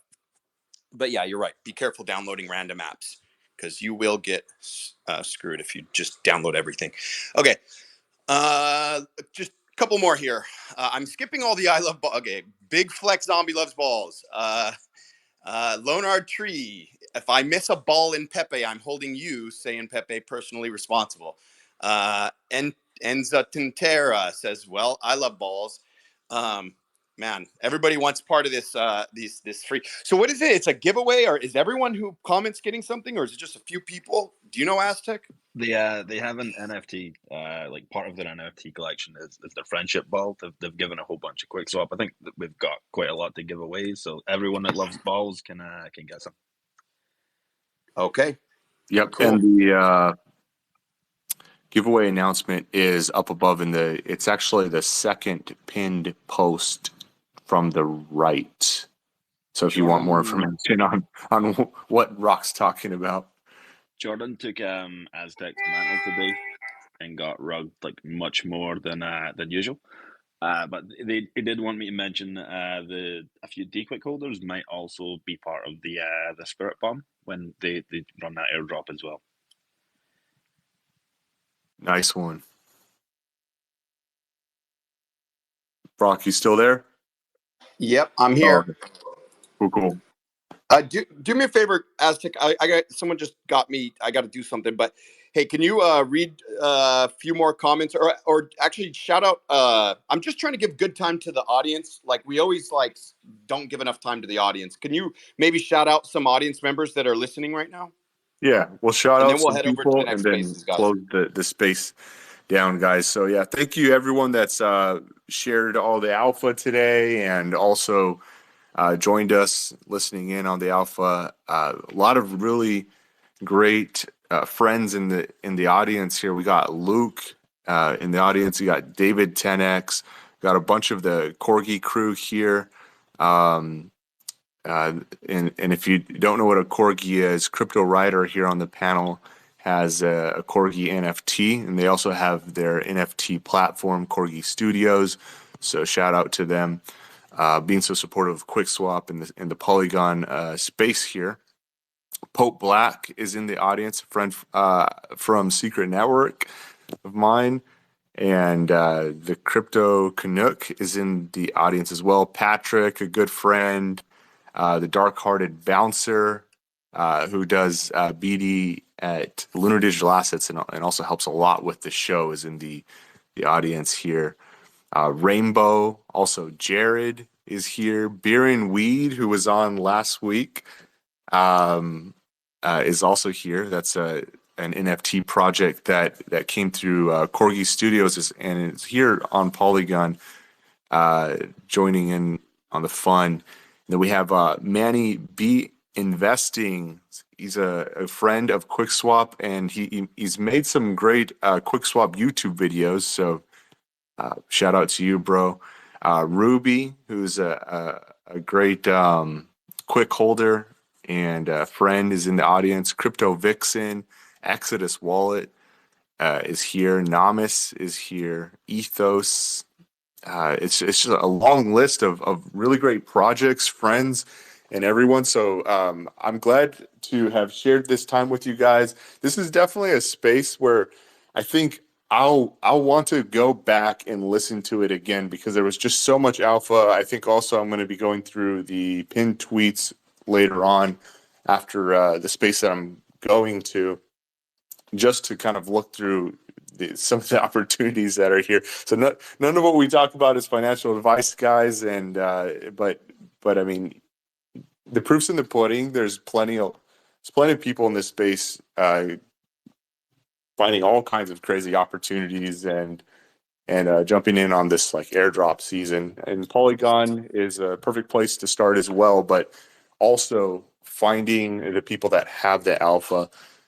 Plenty of people joined us today that were dropping all kinds of tips and tricks. So it was an exciting space, a lot to learn. I feel like my brain just like was like a sponge today, and it's a little heavy going to the next space. So I hope I'm not too slow after consuming all Someone the knowledge. should go through. We should talk to some of the airdrop like hunters or guide makers. Maybe the frog guy that was just on seemed to have a lot of knowledge. And maybe someone should comb through this, re-listen to this space, and distill all the best airdrops and points down into a doc, like a little guide, like an. I have one for you. Right. I'll just add the other stuff that was mentioned today. I already got a sheet. Happy to plug it. Nice. Are you going to do a thread or? I have an open Google sheet that has pretty much everything that's available at any given time on there, and then you can chart it off, and you can click ones that you've completed and all that happy stuff. So, but I'll just go through and re-add everything that was mentioned in here that I had not heard of yet, because there was probably like 6 or 7 that I had not heard of. So I can add those on, and I'll plug the link. Anyone can DM me if you want to invite to Farcaster or you want to have access to that. I'll post it somewhere over here momentarily. Awesome. Thank you, man. When do we, where do we find you? Do you have a group or something? Where's the best place to follow this sheet or this? They have to. Someone was calling me. It might have messed me up. Yes, so you can DM me directly. I can give you any info you want. Like I said, Frog's got a couple groups. I do as well. So I mean, that's probably the best way, because if I just plug them all, it's gonna be nuts. There's quite a few different options depending on how you like to receive stuff: Discord, Telegram, Sheets, all these different things. So feel free. Anyone can hop in my inbox, and I'll put the stuff out. Also, when I do update the sheet later, I'll plug it with a couple of groups, and I will chat with you, Darren, on the best way to kind of disseminate. So perfect. Yeah, Darren, help him out with that. That's great. Awesome. All right, guys. We got to run. We're getting yelled at to come to the next spaces, and there's a bunch of people waiting. But please come over to the next spaces. Yeah. We'll continue this, and we'll talk about some other things also, like BlackRock and Fidelity have hit over $7 billion. Fidelity is now doing what we all theorized for so many years would happen in the world, which is that asset managers would start allocating at least 1% of their portfolios to Bitcoin. And Fidelity is now doing that with their all-in-one ETF. They have 3 Let's go. versions. We'll talk more about what these are on the next spaces, but really incredible to see. Literally, if you go to Fidelity and buy their all-in-one ETF, you are now buying Bitcoin. The whole world is getting on Bitcoin. So let's go, boys. Okay, see you guys. Let's go. Happy weekend, everyone. Happy Lunar New Year. Have a great one, guys. Cheers. Purple hearts.